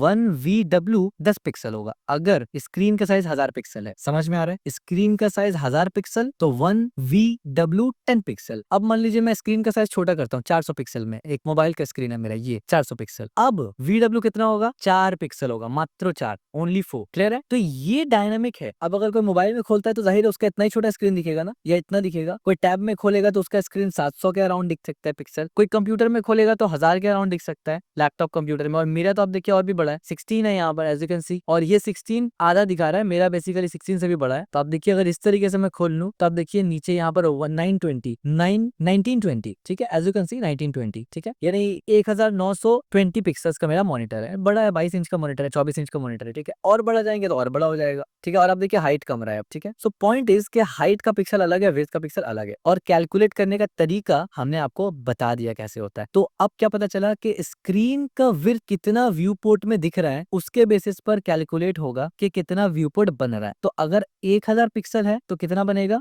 1 VW बनेगा बराबर दिन 10 पिक्सल का, क्योंकि पिक्सल से आप फेमिलियर है ना तो आपको समझ में आएगा, ठीक है। इसी तरीके से अगर ये बनेगा लेट्स से 400 पिक्सल, ठीक है, बल्कि हम लोग 600 पिक्सल लेते हैं, तो यहाँ पर फिर क्या बनेगा, 1 VW बनेगा is equal to 6 pixel. Clear हो गया आपको यहाँ से? तो अब सवाल यहाँ पर ये पैदा होता है कि फिर इसको कैलकुलेट थंब रूल के साथ कैसे करेंगे। तो थंब रूल के साथ करेंगे हम लोग कैसे, हम लोग अपना व्यू पोर्ट, मैं अपना व्यू पोर्ट देखूंगा ना, मेरा 1920 व्यू पोर्ट है, 1920 व्यू पोर्ट है, तकरीबन 2000 है, तो हम लोग एक रफ वैल्यू लेते हैं। 1000 में जब 10 होता है और मेरा क्योंकि 19 पे वैल्यू है तो हम लोग 19 ही लेते हैं, 20 पिक्सल को गोली मार देते हैं, ठीक है। तो हम लोग यहाँ से 19 लेते हैं, तो एक व्यू पोर्ट 19 के बराबर हो गया, यानी हमारे केस में एक व्यू पोर्ट 19 के बराबर हो गया, ठीक है। लेकिन हमने यहाँ पर 3 व्यू पोर्ट दिया हुआ एज यू कैन सी, तो यहाँ पर आप क्या करेंगे, सिंपल सा आप यहाँ पर कर सकते हैं 19 इंटू 3, तो आप देखिए 57 आ गया। तो यहाँ पर हम लोग क्या करेंगे, 19 इंटू 3 कितना होगा, 57। हमने अभी चेक किया ब्राउजर का कंसोल में 57, तो अब ये यहाँ पर आ जाएगा 57 इस तरीके से, ठीक है। अब अगर आप इन दोनों को काउंट करें, यानी सिर्फ मेरे स्क्रीन साइज के हिसाब से यहाँ बात हो रहा है, ठीक है, आपके इसमें अलग हो सकता है ये, तो आप क्या बोलेंगे, यहाँ हो जाएगा 9 और यहाँ पर हो जाएगा 8, ठीक हो गया। और ये आ गया पिक्सल्स। तो अप्रोक्सीमेट 90 पकड़ के चलते हैं, क्योंकि हमने एग्जैक्ट काउंटिंग नहीं किया, हमने रफ आइडिया में लिया ना, यहाँ पर रफ लिया है, ठीक है ये। तो अब आप देखेंगे कि यहाँ पर 90 पिक्सल दिखा रहा है, यानी टोटली क्या हुआ कि अब ये पूरा कैलकुलेट होगा, और फिर जाके जो हीरो सेक्शन का ये वाला चीज दिख रहा है ना, तब जाके आपको इसका विड्थ दिखने वाला है। तो अभी तो ये इतना बड़ा दिख रहा है, किस लॉजिक पे दिख रहा है कि भाई पहले ये व्यू पोर्ट चेक करा, सबसे पहले तो इसने REM को लिया, तो REM तो हमारा फिक्स है क्योंकि हमने रूट एलिमेंट यहाँ पर 16 लगा दिया, किसी और ने अगर कुछ और लगाया दैट इज डिफरेंट, हमने 16 लगाया तो ये तो हो गया REM2 यानी 32 हो गया। दूसरा वाला वैल्यू यहाँ पर बदलेगा, ठीक है, दूसरा वैल्यू बदलेगा। तो अभी अगर मैं यहाँ पर कंसोल ओपन करूं और कंसोल ओपन करके जस्ट मैं आपको ये विड्थ दिखाऊं यहाँ से, तो आप देखेंगे यहाँ पर आपको फॉन्ट लिखा हुआ नजर आ रहा है। फॉन्ट कितना दिख रहा है आपको, पहले H1 देखिए, उसके बाद नीचे कलर, फिर फॉन्ट में क्या दिखा रहा है, 53.21 px पिक्सल्स, ठीक है। आप बोलेंगे भाई आपने तो 90 पिक्सल लिख दिया, ये तो बहुत पीछे है। पीछे रीजन क्या है मालूम है, कि आपका व्यू पोर्ट अभी सिर्फ इतना छोटा सा है, इतना छोटा सा है। अगर मैं अपना पूरा व्यू पोर्ट को ऐसे बड़ा कर दूं इस तरीके से, तो अब आप देखेंगे वो 90 के काफी आसपास होगा, इक्का दुक्का पिक्सल आगे पीछे होगा, ठीक है। और वो भी पिक्सल आगे पीछे होने का रीजन ये है, ये मैं दिखाता हूँ आपको। अब आप देखिए कितना दिखा रहा है, 82। सो लेट्स से अब अगर मैं इसको नीचे निकाल देता हूँ इस तरीके से, ताकि हमें पूरा व्यू पोर्ट मिलता है ना। अब हम लोग क्या करते हैं, एलिमेंट में जाते हैं यहाँ से, और यहाँ गया। अब आप देखिए पिक्सल कितना बता रहा है, 98.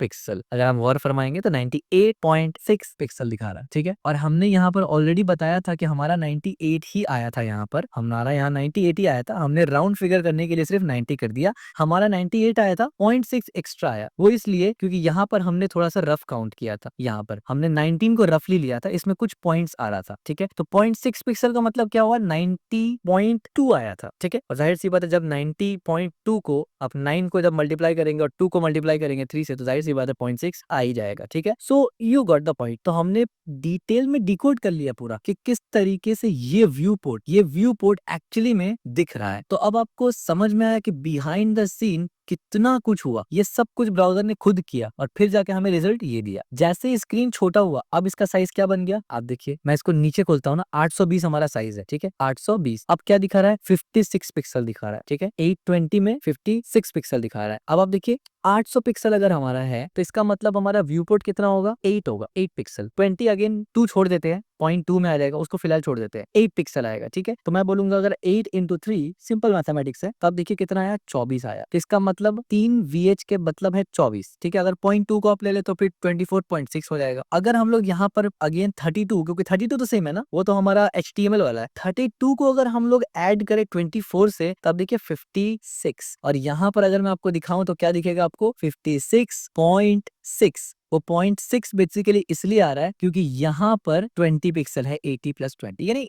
यू नो द पॉइंट ना। आपने पूरा यहाँ पर एनालाइज कर लिया प्रॉपर तरीके से। और बिलीव मी बहुत से लोग जो कोर्सेज करते हैं, इवन करवाते भी है ना, डिटेल उनको नहीं पता होता बिहाइंड द सीन, क्योंकि उन्होंने कभी भी कैल को इस्तेमाल ही नहीं किया होता। मेरा पॉइंट किसी को क्रिटिसाइज करना नहीं है, मेरा पॉइंट यहाँ पर यह है कि जब आप सीख रहे हैं तो आपका फाउंडेशन इतना स्ट्रांग हो ना कि आपको सिर्फ इस्तेमाल करना नहीं आता है कि हाँ मुझे CSS का क्लास लगाना आता है, आपको बिहाइंड द सीन हर चीज समझ में आ रहा होता है, ठीक है। ये चीज आप किसी भी बंदे से, नॉर्मल बंदे से पूछे, वो ये बता देगा कि हाँ REM इसे कैलकुलेट होता है ये ऐसे। उससे आप पूछे कि भाई करके जरा बताओ कि REM किन चीजों पर फैक्टर करता है, क्योंकि वो बोलेगा REM का वैल्यू 16 होता है, क्योंकि आमतौर पे लोग उसको वही बोलेंगे। आप ऊपर जाएंगे यहाँ पर और इसका वैल्यू को कर देंगे 20। अब आप देखिए पूरा सीन चेंज हो गया, यहाँ बड़ा हो गया, पूरा सीन बदल गया, अब पूरा का पूरा कैलकुलेशन ही बदल गया, ठीक है। अब लेकिन मुझे ये पता है ना कि मैंने यहाँ पर 2 REM किया है, तो REM का वैल्यू अगर 20 रखे तो वो 40 हो गया। 40 प्लस अगर मैं यहाँ पर करूँ, लेट्स से हमने यहाँ पर 8 पकड़ा था ना, और यहाँ पर 8 इंटू 3 24, तो अगर मैं 24 कर दूं तो 64। तो अभी विदाउट ये देखे मैंने कैलकुलेट कर लिया कि भाई 64.6 आना चाहिए। जैसे मैंने चेक किया तो आप देखिए 64.6 आ गया। ये सिर्फ इसलिए आ गया ना क्योंकि बिहाइंड द सीन मुझे मालूम है, मुझे पता है कि भाई वहां 20 करने की वजह से मेरा पूरा का पूरा REM का कैलकुलेशन का 20 लाइन चेंज हो गया। WB कैसे कैलकुलेट करते हैं, WV को इसी तरीके से WH भी होता है, सेम है दोनों, बस हाइट के लिए अलग है, विड्थ के लिए अलग है। तो माई पॉइंट इज के फंडामेंटल्स कवर होना बहुत जरूरी है, ठीक है। तो हमने काफी टाइम लिया WH के ऊपर, बिकॉज आई फील कि ये बहुत इंपॉर्टेंट पॉइंट है। और इस पे इसीलिए हम टाइम लिया ना क्योंकि ये जो विड्थ है, ये पूरा का पूरा वेबसाइट का विड्थ कंट्रोल करता है, एक तरफ से रिस्पॉन्सिव बनाने में बहुत काम में आता है। और जो WH होगा वो मोस्ट ऑफ द टाइम आप देखेंगे हीरो सेक्शन लगा होता है ना, उसी के वजह से लगा होता है, ठीक है। सो आई होप आपको इन डिटेल REM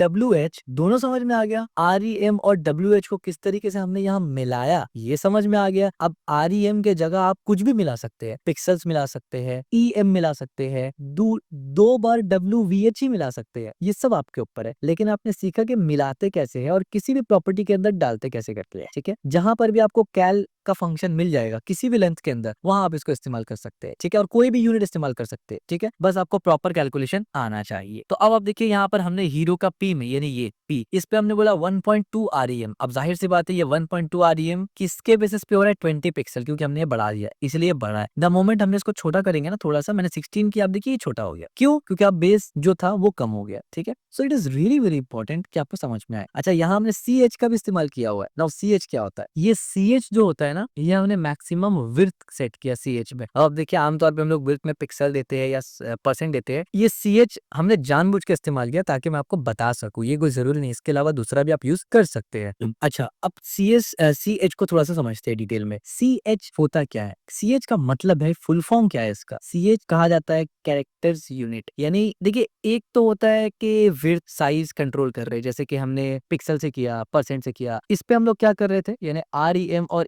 VW में क्या कर रहे थे हम लोग, व्यू पोर्ट कंट्रोल कर रहे थे। View port is different, view port में विड्थ भी आएगा, टाइपोग्राफी भी आएगा, टेक्स्ट भी आएगा। लेकिन REM जो था ये भी कहीं भी इस्तेमाल हो सकता है। REM हर जगह एज अ विड्थ भी आप इस्तेमाल कर सकते हैं, इस तरीके से कैलकुलेट करके ना 16 के ऊपर आप टेक्स्ट पे भी लगा दीजिए, जहां मर्जी लगाइए, ठीक है। जो CH होता है ना वो कैरेक्टर यूनिट होता है। क्या मतलब, यानी अगर और इसको स्पेसिफाई किया जाए तो एक CH वो बराबर होता है width of 0 character in the current font. क्या मतलब, यानी कैरेक्टर का मतलब आपको पता है कि जैसे कि 0 डिजिट होता है, 1 2 3 इस तरीके से, यानी कैरेक्टर का मतलब ये नहीं 0 यानी O या M, ये कैरेक्टर नहीं, ये लेटर है, ठीक है। और एक बात, CH से आप टेक्स्ट का विड्थ बोलते हैं ना कि पिक्सल, मतलब फर्क समझ में आना। टेक्स्ट का width is not a pixel. अगर मैं यहाँ पर थोड़ा कमेंट लगा के आपको समझाने की कोशिश करूं तो CH यहाँ से कोपायलट को बंद करते हैं, कैरेक्टर यूनिट होता है ये, ठीक है। इसमें इंपॉर्टेंट चीज ये है ना, 1 CH जो होगा ना वो बराबर होगा width of 0 character in the current font, यानी ये टाइपोग्राफी टेक्स्ट से रिलेटेड है, ठीक है। यहाँ पर जब हमने बोल दिया कि मैक्स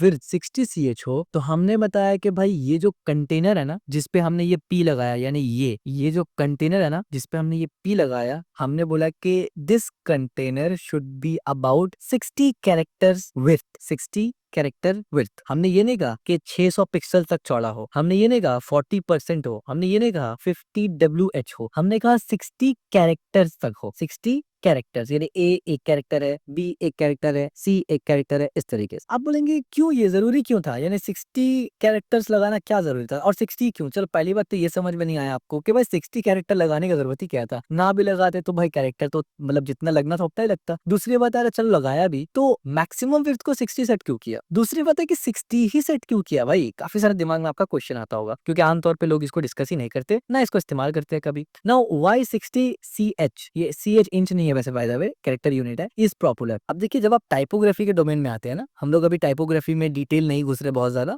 वो एक अलग डोमेन है, अलग मतलब उस पर देखते हैं हम लोग, टाइपो फॉन्ट्स वगैरह के अंदर रहता है, बहुत डिटेल से आता है। टाइपोग्राफी में एक ऑप्टिमल होता है लाइन लेंथ, टाइपोग्राफी के अंदर ये एक फेमस आप बोल सकते हैं कि स्टैंडर्ड है। और जो साइकोलॉजी होता है ना, यानी रिसर्च रीडिंग, यानी जो रिसर्च हुआ है ना रीडिंग साइकोलॉजी के ऊपर, वो इस पे हुआ है कि आइडियली रीडेबल लेंथ होना चाहिए 45 से 75 कैरेक्टर्स पर लाइन, यानी एक लाइन पे कितना कैरेक्टर दिखना चाहिए, दैट्स इट, इसी के ऊपर बात हो रहा है। तो जिस पे आइडियली साइकोलॉजिकल रीडिंग रिसर्च होता है ना, वो ये बताता है कि 45 से लेकर 75 कैरेक्टर पर लाइन होना चाहिए। अगर बहुत ज्यादा वाइड है, टू वाइड है, तो उसको ट्रैक बैक करना नेक्स्ट लाइन में थोड़ा सा डिफिकल्ट होता है, यानी ये रिसर्च बोलता है। और बहुत ज्यादा नैरो है तो फिर लाइन जल्दी जल्दी ब्रेक हो जाएगा, उसमें भी पढ़ना अच्छा नहीं लगता। तो 60 जो एक मार्जिन होता है ना, 60 विड्थ होना चाहिए, ये कंफर्ट जोन में बैठता है। इसीलिए आप देखेंगे आमतौर पे, अगर मैं आम जबान में समझाऊं, इतना टाइपोग्राफी के साइंस के अंदर ना घुसूं, तो आप कोई भी वेबसाइट जब खोलेंगे ना, तो वहां पर आपको एकदम छोटा सा शॉर्ट सा 1 से 2 लाइन का ही इंट्रो मिलेगा, ठीक है। आपको कोई बहुत ज्यादा बड़ा लाइन नहीं मिलेगा हीरो सेक्शन में। अच्छा, अब सिर्फ इसी रीजन की वजह से हमने यहाँ पर 60 कैरेक्टर यूनिट नहीं दिया मैक्सिमम विड्थ, उसका पीछे और भी रीजन है। जब हमने बोल दिया, और एक बात हमने यहाँ पर फॉन्ट में नहीं बताया, हमने यहाँ पर विड्थ पे नहीं बताया, हमने बोला मैक्सिमम विड्थ 60 कैरेक्टर होना चाहिए। इसका क्या मतलब है? मतलब आप देखिए अलग अलग पावरफुल CSS का प्रॉपर्टीज को हम लोग साथ में इस्तेमाल कर रहे हैं। विड्थ और मैक्सिमम विड्थ में क्या फर्क है भैया? विड्थ का मतलब है जितना बता दिया उतना ही, चाहे कुछ भी हो जाए हम तो नहीं बदलेंगे। मैक्स विड्थ का मतलब है कि छोटा हम बन जाएंगे लेकिन बड़ा इससे नहीं बनेंगे। तो हमने क्यों बोला कि मैक्स विड्थ 60? इससे हमने इस चीज का इंश्योर कर लिया इस चीज को कि जब बहुत बड़ा स्क्रीन में खुले, 4K में खुले, तो हमारा ये जो टेक्स्ट है ये स्ट्रेच ना हो जाए बहुत ज्यादा। आपको समझ में आ रहा है ना? बहुत ज्यादा स्ट्रेच ना हो जाए। दूसरा, स्मॉल स्क्रीन में ये श्रिंक ना हो जाए, क्योंकि अगर हम लोग फिक्स विड्थ लगाएंगे तो दोनों में से कोई एक चीज होगा, या तो वो विड्थ क्योंकि फिक्स है तो वो एकदम छोटा हो जाएगा, या तो वो स्क्रीन से ओवरफ्लो करेगा। और दोनों ही केस में हम लोग नहीं चाहते, हम लोग ना ही चाहते हैं कि वो टेक्स्ट एकदम छोटा हो जाए, ना ही चाहते हैं कि वो ओवरफ्लो करे, हम लोग चाहते हैं कि वो एडजस्ट करे। इसलिए हमने मैक्स विड्थ लगाया। और खास करके ये max width ultra wide monitors के लिए बहुत इंपॉर्टेंट होता है, यानी 4K मॉनिटर, 4K टीवी है, 32 इंच का आप खोलेंगे तो जाहिर सी बात है वहां पर मैक्सिमम विड्थ काफी अच्छा होता है। क्योंकि अगर आप मैक्सिमम विड्थ नहीं लगाएंगे, नॉर्मल विड्थ लगाएंगे, तो फिर तो एक तो ये हो सकता है कि वो पूरा स्ट्रेच हो जाएगा, फैल जाएगा, या फिर एकदम छोटा सा दिखेगा, ठीक है। तो जब आप CSS लिखते हैं तो वहां पर आपको सिर्फ वेबसाइट को सजाना मकसद नहीं होता। बहुत से लोग सोचते हैं कि एनिमेशन डाल दिया तो वेबसाइट बड़ा अच्छा है, मुझे CSS आ गया। नहीं, CSS is all about user experience और आपका एक पूरा का पूरा फ्रंट एंड का थिंकिंग। क्योंकि इंटरएक्टिविटी जो होता है ना पेज में, वो लॉजिक तो जावास्क्रिप्ट में लिखते हैं और वो लोगों को दिखता भी नहीं आप कैसे लिखते हैं, तो वो डायरेक्ट यूजर एक्सपीरियंस के ऊपर डिपेंड नहीं करता। यानी ऑफ कोर्स यूजर एक्सपीरियंस उसमें भी है कि यूजर बटन्स के साथ इंटरेक्ट कर रहा है, लेकिन उतना हेवी नहीं है जितना सीएसएस के साथ होता है ना। सीएसएस में आपका टाइपोग्राफी, आपका कलर, आपका बैकग्राउंड, बहुत सारा कुछ वो डायरेक्ट इंटरैक्ट करता है, ठीक है। और अगर आप इस एतबार से देखें कि यूजर इंटरैक्ट जो करेगा परसेंट के हिसाब से, तो कितना परसेंट सीएसएस से करता है और कितना परसेंट जावास्क्रिप्ट से, तो जाहिर सी बात है 80% तो वो सीएसएस से इंटरैक्ट करेगा ना, 20% जावास्क्रिप्ट। मसलन आपने फ्लिपकार्ट वेबसाइट पे आप गए तो आप क्या करेंगे, वहां पर लॉग इन करेंगे, आपने ये किया, इंटरैक्टिव किया यानी इंटरैक्ट किया, लॉग इन हो जाएगा। उसके बाद तो आप स्क्रॉल करके प्रोडक्ट ही देखेंगे ना। आपने सर्च किया लेट से कंप्यूटर, या आपने सर्च किया i5 10 जनरेशन 14 जनरेशन का प्रोसेसर, ये इंटरैक्ट किया आपने, सर्च रिजल्ट जो आया वो तो आप बस स्क्रॉल ही करते रहेंगे ना। यानी इंटरैक्शन बहुत कम है, रीडिंग या पढ़ना ये बहुत ज्यादा है। तो इंटरैक्शन सिर्फ जावास्क्रिप्ट का पार्ट होता है, उसके अलावा जो भी आप देख रहे हैं ना वो सब सीएसएस ही तो दिखा रहा है, ठीक है। तो ये बहुत इंपॉर्टेंट हो जाता है। और सीएसएस का रियल वर्ल्ड में भी यूज केस है बाय द वे, कहाँ इस्तेमाल होता है, अगर मैं आपको जस्ट सीएसएस का रियल वर्ल्ड यूज केस भी यहाँ डॉक्यूमेंट कर देता हूँ, ठीक है। इसीलिए मैं देखिए यही रीजन है ना कि मैं पूरा कोड को पहले लेके आता हूँ, उसके बाद आपको समझाता हूँ, क्योंकि उसमें बेनिफिट ये होता है कि कोड तो आपको मिलेगा ही मिलेगा, साथ साथ उसमें काफी सारा एडिशन जो फिल वक्त जहन में नहीं होगा। अगर मैं लिखता रहूँ ना पूरा कोड, तो लिखने में ही मेरा फोकस होगा ना कि एक्सप्लेन करने में होगा, तो उसमें बहुत सारा ऐसा टाइप का चीज स्किप हो जाएगा, और क्योंकि उसमें टाइम भी वेस्ट होगा। इसीलिए मैं ये अप्रोच इस्तेमाल करता हूँ, जब आपको चीजें ऑलरेडी मालूम हो, आपके लिए ये सब एकदम फर्स्ट टाइम ना हो, उस वक्त मैं कोड लेके आता हूँ, ताकि जब पढ़ाऊं आपको वो कोड को हम लोग एनालाइज करें तो कई सारी चीजें बीच में आए तो मैं उसको आपको वो भी बता सकूं, मैक्सिमम नॉलेज मैं आपको दे सकूं, ठीक है। तो यहाँ पर मैं कुछ रियल वर्ल्ड यूज केस दिखाना चाहता हूँ, किसका, सीएच का, ठीक है। सबसे पहला तो आप बोल सकते हैं कि ब्लॉग कंटेंट में ये भर भर के इस्तेमाल होता है, ठीक है, भर भर के, और एज एन कंटेनर इस्तेमाल होता है ये बहुत ज्यादा, क्योंकि ब्लॉग तो है ही पूरा टेक्स्ट के बारे में ना। इसके बाद आप बोल सकते हैं कि डॉक्यूमेंटेशन में बहुत ज्यादा इस्तेमाल होता है ये, मैंने इस तरीके से डॉक्यूमेंटेशन पे ये बहुत ज्यादा इस्तेमाल होता है, क्योंकि documentation is also about text, ठीक है। तो डॉक्यूमेंटेशन साइट्स में इसका इस्तेमाल बहुत ज्यादा होता है। तीसरा आप बोल सकते हैं कि आर्टिकल लेआउट्स में इसका बहुत ज्यादा इस्तेमाल होता है, जहां पर भी आर्टिकल लेआउट किया जाता है, ठीक है। इसी तरीके से अब आप बोलेंगे भाई ये सब जो डोमेन आप बता रहे हो ना, ये तो मतलब हम लोग अगर कभी कोई प्रोजेक्ट बनाएंगे तब जरूरत पड़ेगा। भाई हमें एज अ डेवलपर अगर हम लोग ऐसा वेबसाइट नहीं बना रहे, क्या इस्तेमाल होगा, हाँ तब भी होगा, इनपुट फील्ड में इसका इस्तेमाल होता है। अब इनपुट फील्ड के बगैर तो कोई वेबसाइट बन ही नहीं सकता मेरे ख्याल से, अगर आप उसको स्टैटिक वेबसाइट ना बनाए तो, ठीक है। यानी स्टैटिक बनाएंगे तभी इनपुट फील्ड की जरूरत नहीं, हालांकि तब भी लग जाता है, तो वहां पर ये जरूरत होता है। एग्जाम्पल के तौर पे आप बोलेंगे, एग्जाम्पल के तौर पे इस तरीके से कि 20 ch वाइड सर्च बॉक्स, ठीक है, इस तरीके से, यानी आप इनपुट को भी कंट्रोल करते हैं इससे। साथ ही साथ कोड एडिटर्स भी इसका इस्तेमाल करते हैं, ठीक है। और जो लॉन्ग फॉर्म होते हैं ना, फॉर्म कंटेंट करते हैं प्लेटफॉर्म्स, वो भी इसका इस्तेमाल करते हैं, ठीक है। तो इसका कुछ रियल वर्ल्ड यूज केस भी हमने साथ ही साथ आपको बता दिया। साथ ही साथ मैं आपको एक बहुत ही पावरफुल मेंटल मॉडल बता देता हूँ, बहुत ही पावरफुल है, यकीन करिए। अगर आप ये समझ गए तो फिर मेरे ख्याल से यूनिट्स पे आप बन जाएंगे मास्टर, और अगर आप यूनिट में मास्टर बन जाते हैं ना, तो बिलीव में बहुत से लोग को आप ऐसे ही पीछे छोड़ देंगे, क्योंकि सीएसएस में लोग यूनिट्स वगैरह में फोकस नहीं करते, बस उनको फ्लेक्स बॉक्स, ग्रिड यही सब सीखना होता है, और फिर वो तुरंत ही ज्यादा टाइम इन्वेस्ट करते नहीं है सीएसएस पे, भाग जाते हैं कहाँ पर, फ्रेमवर्क्स पे, बूटस्ट्रैप, टेलविंड, साइटशीन, और बस वेबसाइट बनाना शुरू। मैं ये नहीं बोल रहा हूँ कि ये गलत है भाई, ये सब फ्रेमवर्क हम लोग भी पढ़ेंगे, लेकिन हम लोग हर चीज को मास्टर करेंगे, सीएसएस भी मास्टर करेंगे, और जब फ्रेमवर्क पढ़ेंगे ना, तो हम लोग सिर्फ फ्रेमवर्क यूज नहीं करेंगे, एक एक प्रॉपर्टी कैसे बिहाइंड द सीन चल रहा है ना, वो भी समझ में आएगा हमें। तब जाके हम लोग हिट एंड ट्रायल नहीं करेंगे कि भाई ये भी डाल के देखते हैं, ये भी डाल के देखते हैं, ये भी डाल के देखते हैं, नहीं, हमें पता होगा कि यही डालना है और यही काम करेगा और ऐसे ही काम करेगा। ये होता है रियल थिंकिंग। अच्छा, मेंटल मॉडल में आप ये सोचिए, तो पिक्सल है ना, जो पिक्सल है it is equal to screen based, ठीक है। जो पिक्सल है ना उसको आप स्क्रीन बेस्ड बोल सकते हैं, ठीक है, ये स्क्रीन बेस्ड है। इसी तरीके से जो परसेंटेज होता है ना, उसको आप बोल सकते हैं वो पेरेंट बेस्ड होता है, ठीक है, पेरेंट बेस्ड, यानी पेरेंट के ऊपर डिपेंड करेगा। जो VW होता है ना, उसको आप बोल सकते हैं कि व्यू पोर्ट बेस्ड होता है वो, ठीक है। इसी तरीके से जो रिम होता है ना, वो क्या होता है, रूट बेस्ड होता है, ठीक है। ये सब हमने ऑलरेडी समझाया हुआ आपको। और जो CH होता है वो क्या होता है, टेक्स्ट बेस्ड होता है, ठीक है। तब देख सकते हैं हर एक यूनिट का अलग अलग किरदार है, और हम लोग यहाँ पर सबको मिला के CSS पे काम करते हैं। यानी आप सिर्फ इससे अंदाजा लगा सकते हैं कि सिर्फ यूनिट्स को समझने में कितना कॉम्प्लेक्सिटी CSS में आ जाता है, अगर आप अच्छे तरीके से पढ़ते हैं तो। यहाँ पर तो लोग 4 घंटा में CSS कवर कर देते हैं, मुझे तो समझ ही नहीं आता कैसे कवर करते हैं, वो सिर्फ सिंटेक्स पढ़ते हैं, CSS के पीछे का वो नहीं समझते, ठीक है। चलिए, हम लोग CSS यानी CH को काफी डिटेल से समझ चुके, व्यू पोर्ट को भी समझ चुके काफी डिटेल से। अब हम लोग आगे आएंगे। हमने यहाँ पर फिर 2 REM बोला, आपको पता है 2 REM कैसे कैलकुलेट होगा, 32 पिक्सल, यहाँ पर फॉन्ट 32 पिक्सल होगा, ठीक है। देन यहाँ पर फिर RE डेमो, अच्छा हम लोग नीचे आ जाते हैं ना, अब RE ग्लोबल, यहाँ ये REM। अब हम लोग REM टाइपोग्राफी में आ गए, जहां पर हमने REM को भर भर के इस्तेमाल किया। इसको हमने क्या कर दिया, 2 REM यानी 16 पिक्सल, क्योंकि ये रूट के साथ काम करता है। 16 पिक्सल हो गया यहाँ पर, बल्कि 32 पिक्सल क्योंकि 2 REM है। इसको हमने क्या किया, बल्कि यही था हेडिंग 3 2 REM। इसके बाद यहाँ इसको हमने 1 REM किया, यानी ये 16 पिक्सल का है। इसका हमने मैक्स विड्थ कितना बोला, 65 इंच, यानी 65 इंच इसका मैक्स विड्थ होगा। मार्जिन ऑटो, ताकि ये सेंटर में आ जाए। आपको पता है टेक्स्ट अलाइन सेंटर, यानी ये एक डिव है,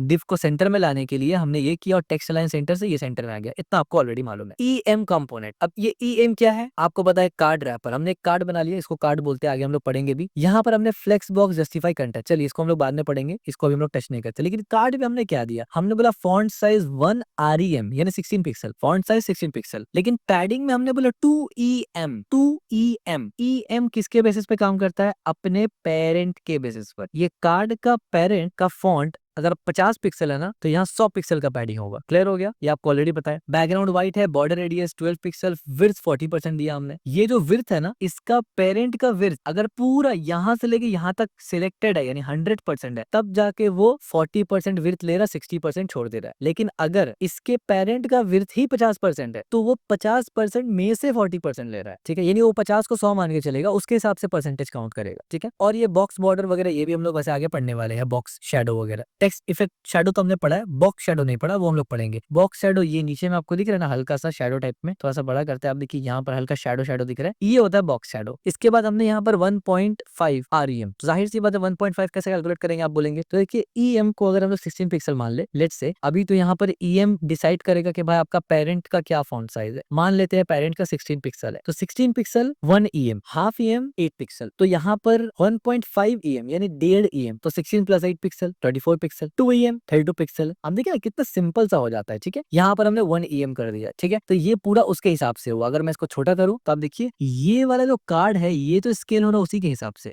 और ये टेक्स्ट किसके हिसाब से दिख रहा है, पिक्सल में नहीं दिख रहा है, EM में दिख रहा है। EM यानी पेरेंट के हिसाब से। ठीक है, इसके बाद एब्सोल्यूट यूनिट। अब यहाँ पर आप देखिए हमने एब्सोल्यूट यूनिट का इस्तेमाल किया। टेक्स्ट अलाइन सेंटर ये तो आपको पता ही है। अब देखिए एब्सोल्यूट यूनिट में हमने क्या किया, विड्थ को 200 पिक्सल डाल दिया। अब ये 200 से कम ज्यादा होगा ही नहीं, मार्जिन इतना, और ये ऑटो और पैडिंग 1 REM। यहाँ पर आप देखिए कुछ विड्थ ऐसा है ना जो बदलेगा ही नहीं, जिसपे कोई फर्क ही नहीं पड़ेगा। देखिए मैंने राइट साइड से इसको खोला, अब आप देखिए यहाँ पर पहले मैं दिखाता हूँ आपको। मैंने जैसे ही छोटा किया, यहाँ आपने देखा और यहाँ आप देखे, आपने देखा कुछ चीज है जो छोटा नहीं हो रहा है, जिसका फॉन्ट का जो साइज है ना वो कम नहीं हो रहा है। वो फॉन्ट साइज सेम है, लेकिन कुछ का फॉन्ट साइज भी छोटा हो रहा है। ठीक है, और बड़ा हो रहा है डिपेंडिंग अपॉन। तो जिसका फॉन्ट साइज छोटा नहीं हो रहा है, फिक्स्ड है, वो पिक्सल है। ठीक है, और REM भी हो सकता है, लेकिन RE, क्योंकि देखिए पॉइंट समझिए, स्क्रीन के छोटा बड़ा होने से REM छोटा बड़ा नहीं होता, ये बात याद रखिए। REM फॉन्ट का साइज को सिलेक्ट करता है अपने पेरेंट या रूट के बेसिस पर। ठीक है, स्क्रीन छोटा बड़ा होने से कैसे करके फॉन्ट छोटा बड़ा होगा या कोई सेक्शन एडजस्ट होगा, ये हम लोग रिस्पॉन्सिव डिजाइन के अंदर पढ़ते हैं। दोनों को मिक्स मत करना। एक होता है ना कि आपने जो एलिमेंट इस्तेमाल किया उसको इस तरीके से इस्तेमाल किया कि ये इजीली रिस्पॉन्सिव बन जाए, और एक होता है कि आप रिस्पॉन्सिव बना रहे हैं। तो अच्छा आर्किटेक्चर कौन सा होता है, उसमें जब आप एलिमेंट इस्तेमाल करें तो वो ऐसा इस्तेमाल करे कि जो इजीली रिस्पॉन्सिव हो जाए। उसके बाद जब आप रिस्पॉन्सिव उस पर अप्लाई करें, वो इजीली काम करे। क्योंकि बहुत सा टाइम, अगर आप ऑलरेडी थोड़ा सा जानते हैं CSS, आपने प्रोजेक्ट बनाया है, तो आपने ये चीज फेस जरूर किया होगा कि आपने पूरा प्रोजेक्ट बना लिया, अब उसके बाद आप जब रिस्पॉन्सिव कर रहे हैं ना, रिस्पॉन्सिव अप्लाई कर रहे हैं ना, मीडिया क्वेरी लगा के, आप देख रहे होंगे कि बहुत सारा प्रॉपर्टी प्रॉब्लम कर रहा है। फिर आप जाके उसको एडिट करते हैं, री एडिट करते हैं, यानी रिस्पॉन्सिवनेस के हिसाब से जाके आप दोबारा री राइट करते हैं अपने CSS को। यही चीज तो गलत है ना, आपको री राइट नहीं करना, आपको एडजस्ट करना है सिर्फ। लेकिन वो गड़बड़ इसीलिए होता है क्योंकि आपने जो एलिमेंट्स का साइज दिया है ना, वो आपने डायनेमिक नहीं दिया, वो स्टैटिक दिया है। स्टैटिक का मतलब आपने अपने ब्राउजर के हिसाब से उसको लगा दिया। अब जैसे आप री साइज करते हैं ब्राउजर को रिस्पॉन्सिव देखने के लिए, तो गड़बड़ हो जाता है। तो वो गड़बड़ ना हो इसीलिए हम लोग यूनिट को पढ़ते हैं इन डिटेल। ठीक है, इसके बाद यहाँ पर 5 विड्थ का सेंटीमीटर आ गया, और ये रिम। इसके अलावा कुछ हमने यहाँ पर एक्स्ट्रा यूज किया नहीं है। यहाँ परसेंटेज है, यहाँ पे रिम है, यहाँ अच्छा यहाँ पर 6VH। आप देखिए ये वाला, ये इसको अगर मैं यहाँ चेक करूँ तो आप देखिए H2 और H3। ठीक है, यहाँ जाते हैं दोबारा से, तो आप देखिए हमने व्यू डेमो H3 को टारगेट किया, यानी इसको, और यहाँ पर हमने क्या बोला, फॉन्ट साइज को 6VH करो। ठीक है, व्यू पोर्ट के हिसाब से 6VH। जाहिर सी बात है, अगर मैं बोलूं यहाँ पर कि हमारा व्यू पोर्ट है 500 पिक्सल, तो 500 पिक्सल होगा 1 VW, मल्टीप्लाई अगर किया जाए एक को यानी 500 पिक्सल है तो 5 होगा, सॉरी नॉट 8, तो एक व्यू पोर्ट 5 पिक्सल के बराबर होगा, तो 5 इंटू 6 30। तो ये जो हमारा साइज है ना ये 30 पिक्सल का है अभी फिलहाल। और अगर मैं इसको इस तरीके से देखूं, बल्कि यहाँ खोलेंगे तो 30 दिखेगा भी नहीं, मैं यहाँ खोलता हूँ उसको और यहाँ पर आप देखिए मेरा यहाँ पर साइज क्या है, व्यू पोर्ट को मैं 50 कर लेता हूँ, यहाँ से 500 कर लेते हैं, पूरा 500 करते हैं, ठीक है। ये अब देखिए पूरा 500 व्यू पोर्ट आ गया मेरा और ये ब्राउजर का रिसाइज आ गया। तो उस हिसाब से अगर हमारा कैलकुलेशन देखा जाए तो 5 व्यू पोर्ट होगा इंटू 6 करेंगे तो यहाँ पर 30 होना चाहिए। तो यार देख लेते हैं क्या 30 है। तो आप देखिए जैसे रिसाइज के ऊपर मैंने क्लिक किया, यहाँ पर आपको ऊपर में दिखेगा H3 कलर और फॉन्ट में 30 pixel, Arial, Helvetica, sans serif और मार्जिन। तो कितना प्रिसाइज आपको मालूम होता है, लगाने से पहले ही आपने प्रिडिक्ट कर लिया और बाजू का आप क्रॉस चेक भी कर लेते हैं, ठीक है। सो इस तरीके से रियल वर्ल्ड में आप काम करते हैं, ठीक है। ऐसा नहीं कि अंदाजे में हिट एंड ट्रायल होगा। इसके बाद हमें टेक्स्ट लाइन को सेंटर कर दिया और क्योंकि ये व्यू पोर्ट के हिसाब से है ना, तो हर व्यू पोर्ट में 6 ही दिखेगा। आप व्यू पोर्ट अगर बड़ा हो रहा है तो मल्टीप्लाई करते रहिए, यानी अभी 500 व्यू पोर्ट था, 500 पिक्सल, तो इसका वैल्यू बना 30, 1000 बन जाएगा तो जाहिर सी बात है इसका वैल्यू बन जाएगा 100, सॉरी 10 है ना तो 60। तो 1000 पिक्सल स्क्रीन में अगर एक बनाएंगे 6 तो 60, 2000 में बनाएंगे तो कितना बनेगा, तो 20 था तो 20 इंटू 6 120। तो उस हिसाब से ये डायनामिकली चेंज करता रहेगा, ठीक है। अच्छा अब यहाँ पर आता है विम बॉक्स यानी वी मिनिमम बॉक्स। अब इसका क्या मतलब होता है, अब आप देखिए ये विम क्या होता है। विम का मतलब क्या है, इसको ये लास्ट है हमारा, इसको भी हम लोग डिस्कस कर लेते हैं। ये भी एक ऐसा यूनिट है जिस पर कोई डिस्कशन नहीं होता पर हम लोग करेंगे। वीमिन क्या मतलब है इसका, इसको आप ऐसे समझ लीजिए ना कि 1 वीमिन बराबर होता है 1% का, लेकिन 1% ऑफ द, क्योंकि व्यू पोर्ट का भी तो यही होता है ना VW, लेकिन इसमें फर्क है, 1% of a smaller dimension of viewport, यानी smaller dimension of viewport का 1%। अब आप बोलेंगे ये क्या बात हो गया, दोबारा से क्लियर करते हैं। व्यू पोर्ट किसको कहते हैं, ब्राउजर विंडो को, ठीक है। ये जो ब्राउजर का विंडो दिख रहा है इसको व्यू पोर्ट कहा जाता है, क्लियर हो गया। अब यहाँ पर विंडो देखने से आपको मालूम चलता है कि विंडो में एक हाइट होता है एक विड्थ होता है, राइट। इतना मतलब ये तो सिंपल सी बात है, एक हाइट है एक विड्थ है। अब एक छोटा होगा एक बड़ा होगा, यानी या तो हाइट बड़ा होगा या तो हाइट छोटा होगा, या तो विड्थ बड़ा होगा तो विड्थ छोटा होगा। मसलन मैं यहाँ से अगर इसको नीचे लेके आता हूँ, 1 मिनट में समझाता हूँ, तो आप देखेंगे ये जो मैं ऊपर नीचे कर रहा हूँ तो आप देख रहे हैं कि हाइट कितना है इसका और विड्थ कितना है। ऑफ कोर्स मेरा हाइट कितना आ रहा था, अगर मैं इसको बड़ा कर दूं इस तरीके से तो मेरा टोटल विड्थ कितना है 1920, ठीक है। 1920 मेरा टोटल विड्थ है। इसको मैं राइट हैंड साइड पे लेके चले जाऊँ तो मुझे टोटल हाइट मिल जाएगा। मेरा टोटल हाइट कितना है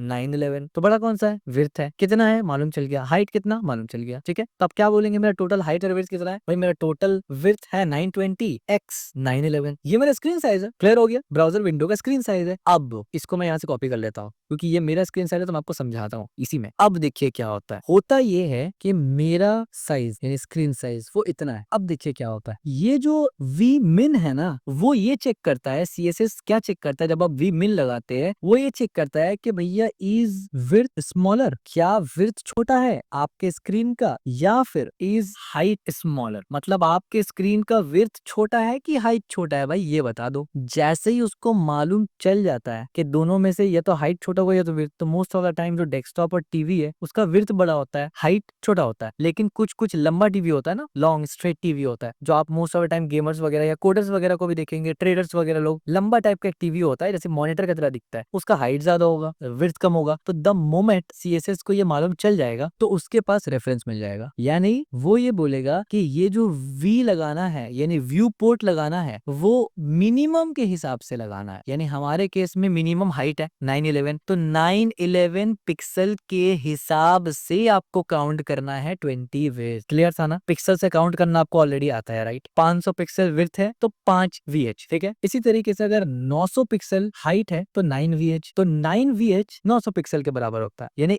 1 VH 9 पिक्सल के बराबर होता है, ठीक हो गया। 900 pixel is equal to 9 VH, sorry 9 pixel 1 VH के बराबर होगा ना। तो अगर हम बोलेंगे इस तरीके से कि 1 VH of 900 pixel is equal to 9 pixel, तो अब 9 पिक्सल मैंने आइडेंटिफाई किया मेरे स्क्रीन साइज के साथ, तो मैं लिख लेता हूँ एक बार। तो लेट्स से मैंने यहाँ पर किया कि भाई मेरा स्क्रीन साइज है 900, मैं 9 पकड़ के चल रहा हूँ, रफ आइडिया। और इस हिसाब से अगर देखा जाए तो मैं बोलूंगा कि 1 V minimum of 900 pixel is equal to 9 pixel. इतना तो यहाँ पर सिंपल सा है। अब हमने यहाँ पर कितना वैल्यू दिया है कि हाइट और विड्थ, विड्थ कितना हो 20 VH। तो हमें क्या करना है यहाँ पर, मैं यहाँ पर सिंपल सा कंसोल में आऊंगा और एक सिंपल सा मैथमेटिक्स अप्लाई करूंगा मैं इस तरीके से। तो कितना VH हो गया 180। तो ये 180 जो आंसर मिला है ना, ये पिक्सल में मिला, याद रखिए ये VH नहीं है, VH 20 है। तो हम लोग ये बोल सकते हैं कि फिर 20V मिनिमम इज बराबर 180 पिक्सल। तो बेसिकली हमने यहाँ पर क्या डिसाइड किया, हमने ये डिसाइड किया कि हमारे बड़े स्क्रीन, इस स्क्रीन के हिसाब से नहीं, ये तो हमने छोटा कर दिया ना, जब पूरा स्क्रीन दिखेगा उस वक्त जो विम बॉक्स है, अब ये विम बॉक्स कौन सा बला है, आइए विम बॉक्स को दिखा देते हैं। मैं अभी आपको एक एक चीज कैलकुलेट करके दिखाने वाला हूँ, आप टेंशन मत लीजिए। ऐसा नहीं है कि बस मैंने बोल दिया फॉर्मूला, लोग क्या करते हैं फॉर्मूला बोल दिया खत्म। मैं एक एक चीज दिखाऊंगा आपको कि हाँ वो अप्लाई भी हो रहा है। देखिए ये विम बॉक्स है हमारा, सबसे नीचे जाएंगे ना तो ये विम बॉक्स आपको दिखेगा, ये देखिए विम अडेप्टर शेप। तो ये शेप अडॉप्ट कर रहा है, किस हिसाब से करेगा वो समझाता हूँ मैं। ये हमारा विम बॉक्स हो गया। हमने क्लास कहाँ लगाया, हमने डायरेक्ट विम बॉक्स के ऊपर क्लास लगाया, ठीक है। और ये जो विम बॉक्स है ये एक डिव है, ठीक है। ये जो पी टाइप दिख रहा है ना, दिस स्क्वायर स्केल, ये तो नीचे वाला है। ये जो बॉक्स आपको दिख रहा है ना स्क्वायर वाला, ये हमारा एक्चुअल में डिव है विम बॉक्स, और ये विम अडेप्टर शेप है। तो हमें इससे और इससे कोई फर्क ही नहीं पड़ता, हमें सिर्फ इससे मतलब है जो कि खाली डिव है, क्योंकि इसको हमने स्टाइल किया है बॉक्स बना के। अब देखिए इस डिव में कैसे करके काम चल रहा है। देखिए हमने क्या बोला, हमने बोला भाई इसका विड्थ सेट करो 20 और इसका हाइट सेट करो 20। इसको भी डिकोड करते हैं। कलर दे दिया, मार्जिन राइट लेफ्ट दे दिया, ऑटो किया ताकि बीच में आ गया कंटेनर का, राइट लेफ्ट कुछ दे दिया और बॉर्डर कुछ दे दिया, ये सब आपको ऑलरेडी मालूम है। बट मैंने बोला 20VH यानी 20V मिनिमम और 20V मिनिमम यानी हाइट और विड्थ दोनों के लिए 20V मिनिमम दो। अब मुझे कैलकुलेट करना था 20V मिनिमम क्या होता है। तो हमने यहाँ पता किया कि अच्छा इसको यहाँ से खोलते हैं पहले,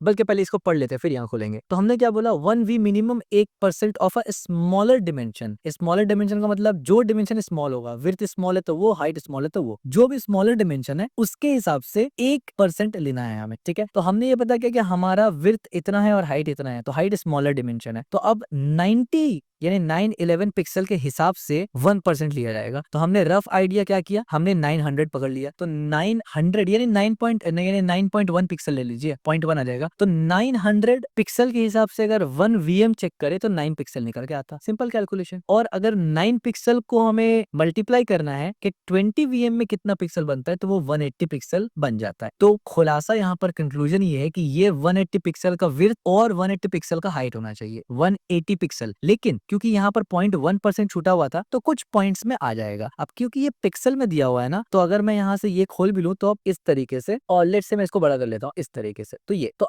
अब जरा अगर हम लोग आके इस पे पिक्सल्स चेक करेंगे तो आप यहाँ पर देखिए कितना है 182.19, और यहाँ कितना है, अब देखिए हमने यहाँ पर 180 किया। तो क्योंकि हमने रफ आइडिया पकड़ा था, यहाँ पर 911 था, हमने कुछ रफ लिया था, तो इस वजह से 1-2 पिक्सल आगे पीछे हुआ। लेकिन आप यहाँ पर देख सकते हैं कि कितना एक्यूरेटली हमने इजीली कैलकुलेट कर लिया, ठीक है। 182.19 और 182। यहाँ पर एक और चीज है, वो एक चीज ये है कि यहाँ पर जब हम लोग विड्थ कैलकुलेट किए ना 90 पिक्सल्स ऑफ 90, तो यहाँ पर मैं एक चीज और आपको दिखाने लगा हूँ। लेट्स से हम लोग यहाँ से कंसोल में जाके कैलकुलेट करते हैं। लेट्स से मैं एग्जैक्ट कैलकुलेशन चाह रहा हूँ, तो मैं बोलूंगा भाई 99, तो हमारे पास कितना मिल गया 9.11 पिक्सल। यानी अगर एकदम प्रिसाइज ले कि एक VM 911 पिक्सल में अगर देखा जाए तो एक VM कितना होता है 9.11। क्लियर हो गया। अब 9.11 को मैं करूंगा यहाँ से मल्टीप्लाइड बाय 20 VM। तो द मोमेंट मैंने 20 VM किया था, आप देखिए 82.2। यहाँ पर अगर दोबारा से हम लोग आते हैं, इसको बड़ा करते हैं और यहाँ से चेक करते हैं, तो आप देखेंगे 82 पॉइंट, अच्छा अब आप बोलेंगे 82.2 क्यों नहीं आ रहा है, 82.19 क्यों आ रहा है। दैट इज डिफरेंट, रेंडर होने में या उसमें जो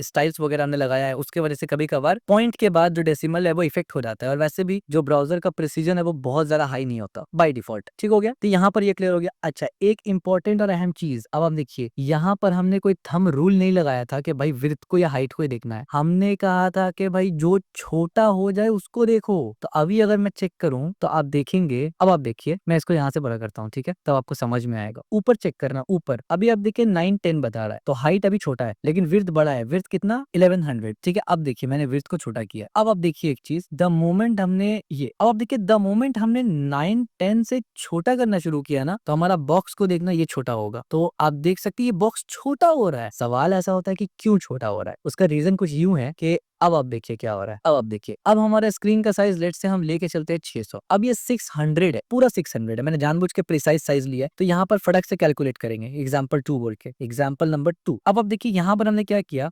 1V मिनिमम ऑफ 600 पिक्सल, हमारा कितना मिला 6 पिक्सल। तो हम लोग बोलेंगे कि 2V मिनिमम बराबर कितना होगा, 6 10 60, 6 20 120, तो 120 पिक्सल। अब मैं इसको यहाँ सेव करता हूँ, और अब आप यहाँ पर देखिए क्या ये 120 पिक्सल है, तो मैं बताऊंगा नहीं, आपको खुद स्क्रीन में दिखेगा div.vim-box 120 by 120, क्योंकि हाइट और वेट दोनों सेम है, और आगे का रेस्ट प्रॉपर्टी आपको दिख रहा है। So this is a proof, ठीक है, कि किस तरीके से एक्चुअली बदलता है। तो हो सकता है कि अब आपको देखकर सीएसएस का रियल पावर समझ में आया होगा कि भाई एक छोटा सा यूनिट के अंदर इतना कुछ रहता है। तो हाँ, इतना कुछ रहता है। अगर आप इन डिटेल जाते हैं तो आपको समझ में आता है कि बहुत कुछ होता है। सीएसएस खुद में बहुत बड़ा चीज है। इवन आज जितने भी किस्म के आप एनिमेशन, जितने भी किस्म के एसवीजीज, या मतलब वेब में जितने भी किस्म के आप चीजें देखते हैं ना, फ्रंट एंड वगैरह में, गेम डेवलपमेंट में, वो सब सीएसएस उसका बैकबोन है। सीएसएस, कैनवा और एसवीजी उसका बैकबोन है। उसके बगैर कुछ नहीं हो सकता, फंडामेंटल है, ठीक है। यानी आप बोल सकते हैं दुनिया में वेबसाइट ही नहीं होगा अगर एचटीएमएल नहीं होगा। भले ही एचटीएमएल बड़ा सिंपल है, लेकिन वो बैकबोन है। लेकिन सीएसएस इतना सिंपल नहीं होता, ठीक है। सो हमने बहुत ही ज्यादा तफसीली गुफ्तगू अर्ज की आपके सामने एक प्रोजेक्ट के जरिए, और उसको एक्सप्लेन करने में हमने काफी सारा रियल वर्ल्ड सिनेरियोस, कमेंट वगैरह लगा के आपको समझाया इन डिटेल कि असल में सीएसएस में यूनिट्स कैसे काम करते हैं और क्या होते हैं। तो आई होप आपको अब समझ में आया होगा कि क्या इंपॉर्टेंस होता है यूनिट का। और जब आप आगे फ्रेमवर्क उठाएंगे ना, मैं आपको एग्जांपल दिखा देता हूँ यहाँ से फ्रेमवर्क का, ताकि आपको समझ में आए कि हम लोग जो यहाँ पढ़ रहे हैं वो कोई वेस्ट नहीं है। मैं यहाँ से टेलविंड को उठाता हूँ, लेट्स से टेलविंड सीएसएस में मैं चला गया। यहाँ से आगे हम लोग जाके इसको पढ़ने वाले हैं। आप देखिए जब आप टेलविंड में जाते हैं ना, तो लेट्स से टेलविंड में जाके मैं यहाँ सर्च करता हूँ फॉन्ट साइज, ठीक है। मैंने फॉन्ट साइज सेट किया, अभी आगे हम लोग बताएंगे टेलविंड में। लेकिन आप यहाँ पर अगर गौर फरमाएंगे थोड़ा, तो आप देखेंगे टेलविंड में, मैं इसको जूम करता हूँ, आपको जो क्लासेस मिल रहा है ना, कि आप जब टेक्स्ट एक्सएस लिखेंगे, यानी स्मॉलेस्ट टेक्स्ट आपको चाहिए होगा, तो आप सिर्फ इतना लिखेंगे, आपको टेक्स्ट स्मॉल मिल जाएगा। क्लासेस लगाते हैं बेसिकली, अब लोग आगे पढ़ेंगे। ये कैलकुलेट कैसे होता है आप देखिए, फॉन्ट साइज वेर टेक्स्ट इतना, वो इस बेसिस पे कैलकुलेट होता है। और ये तो ब्रैकेट में लिखा है आपको समझाने के लिए, एक्चुअली में इस बेसिस पे टेलविंड काम नहीं करता, टेलविंड इसके ऊपर काम करता। ये आपको समझाने के लिए बताया गया। और साथ ही साथ अगर मैं थोड़ा सा और बड़ा करूं यहाँ से, तो एक चीज आपको दिखेगा, एक छोटा करूं तो अब देखिए ये आपको यहाँ से दिखेगा, जो मैं एक्चुअल में आपको दिखाना चाह रहा था। ये देखिए कैलकुलेट फंक्शन, उसने कैलकुलेट किया है प्रॉपर तरीके से, और हर किसी में आपको ये मिलेगा, एज यू कैन सी, ठीक है, एज यू कैन सी। तो सीएसएस के तमाम फ्रेमवर्क इस पैटर्न को फॉलो करते हैं। तो एक बंदा अगर सीएसएस में ये सब चीज ही ना पढ़े, ये रिम उसको ना ही पता हो कि भाई काम कैसे करते हैं ये, तो आप फ्रेमवर्क को क्या घंटा मास्टर कर सकते हैं, आपको बिहाइंड द सीन फ्रेमवर्क समझ ही में नहीं आएगा। आपको सिर्फ इतना समझ में आएगा कि भाई फॉन्ट साइज बदलना है तो फॉन्ट साइज कर दो, दैट्स इट। यही रीजन है कि बहुत से लोग फ्रेमवर्क इस्तेमाल करने के बाद भी कस्टम सीएसएस लिखते हैं। कुछ सिनेरियो तो अलग होता है जहां पर आपको कस्टम सीएसएस लिखना होता है, बट आप इसलिए कस्टम सीएसएस लिखेंगे क्योंकि आपको फ्रेमवर्क से वो काम नहीं करवा पा रहे, तो इसका मतलब है आपको फ्रेमवर्क प्रॉपर तरीके से नहीं आया। और फ्रेमवर्क प्रॉपर तरीके से नहीं आया, इसका मतलब आपको सीएसएस ही प्रॉपर तरीके से नहीं आया, ठीक है। तो हम लोग सीएसएस को प्रॉपर तरीके से पढ़ रहे हैं, ठीक है। आप खुद सोचिए कि हमने अभी तक जितना भी टॉपिक डिस्कस किया उसमें से इतना डिटेल किसी में नहीं गए। यहाँ क्योंकि प्रोजेक्ट था इस वजह से हम लोग इतना डिटेल गए। तो आगे जब कंप्लीट प्रोजेक्ट आएगा ना सीएसएस का, तो आप सोच सकते हैं हम लोग कितना इन डिटेल अंदर जाएंगे, बहुत डिटेल से एक्सप्लोर करेंगे हम लोग, एक एक पॉइंट, एक एक एस्पेक्ट्स, एक एक बैरियर जो वेबसाइट बनाते वक्त आपको आता है, वो सब पे डिस्कस करेंगे। क्या लाइब्रेरीज हम लोग इस्तेमाल करते हैं रियल वर्ल्ड में प्रोफेशनली, वो सब डिस्कस होगा, ठीक है। सो अगर आपको वीडियो पसंद आया, ये पूरा का पूरा क्रैश कोर्स पसंद आया है, जिसमें हमने बेसिकली दो छोटा छोटा मिनी प्रोजेक्ट बना लिया और एक्सप्लेन भी किया। एक तो एचटीएमएल का काउंटर, यानी सीएसएस का काउंटर, जो कि मोस्टली लोग कवर नहीं करते, हमने कवर किया बहुत डिटेल में। और कुछ लोग जो कवर करते हैं बड़ी अच्छी बात है, मतलब वी अप्रिशिएट, जो डिटेल कवर करते हैं we appreciate, totally we appreciate, ठीक है, बिकॉज वी अप्रिशिएट नॉलेज। दूसरा हो गया मॉडर्न सीएसएस यूनिट शोकेस। ये दोनों हमने आज के क्लास 10 में कंप्लीटली देखा है, ठीक है। और यहाँ पर से ये शोकेस एक दिख रहा है, दूसरा नहीं दिख रहा है, तो मैं उसको भी दिखा दूंगा। मैं यहाँ से क्लास 10 में जाऊंगा और बस मुझे क्या करना है, यहाँ से इसको अनकमेंट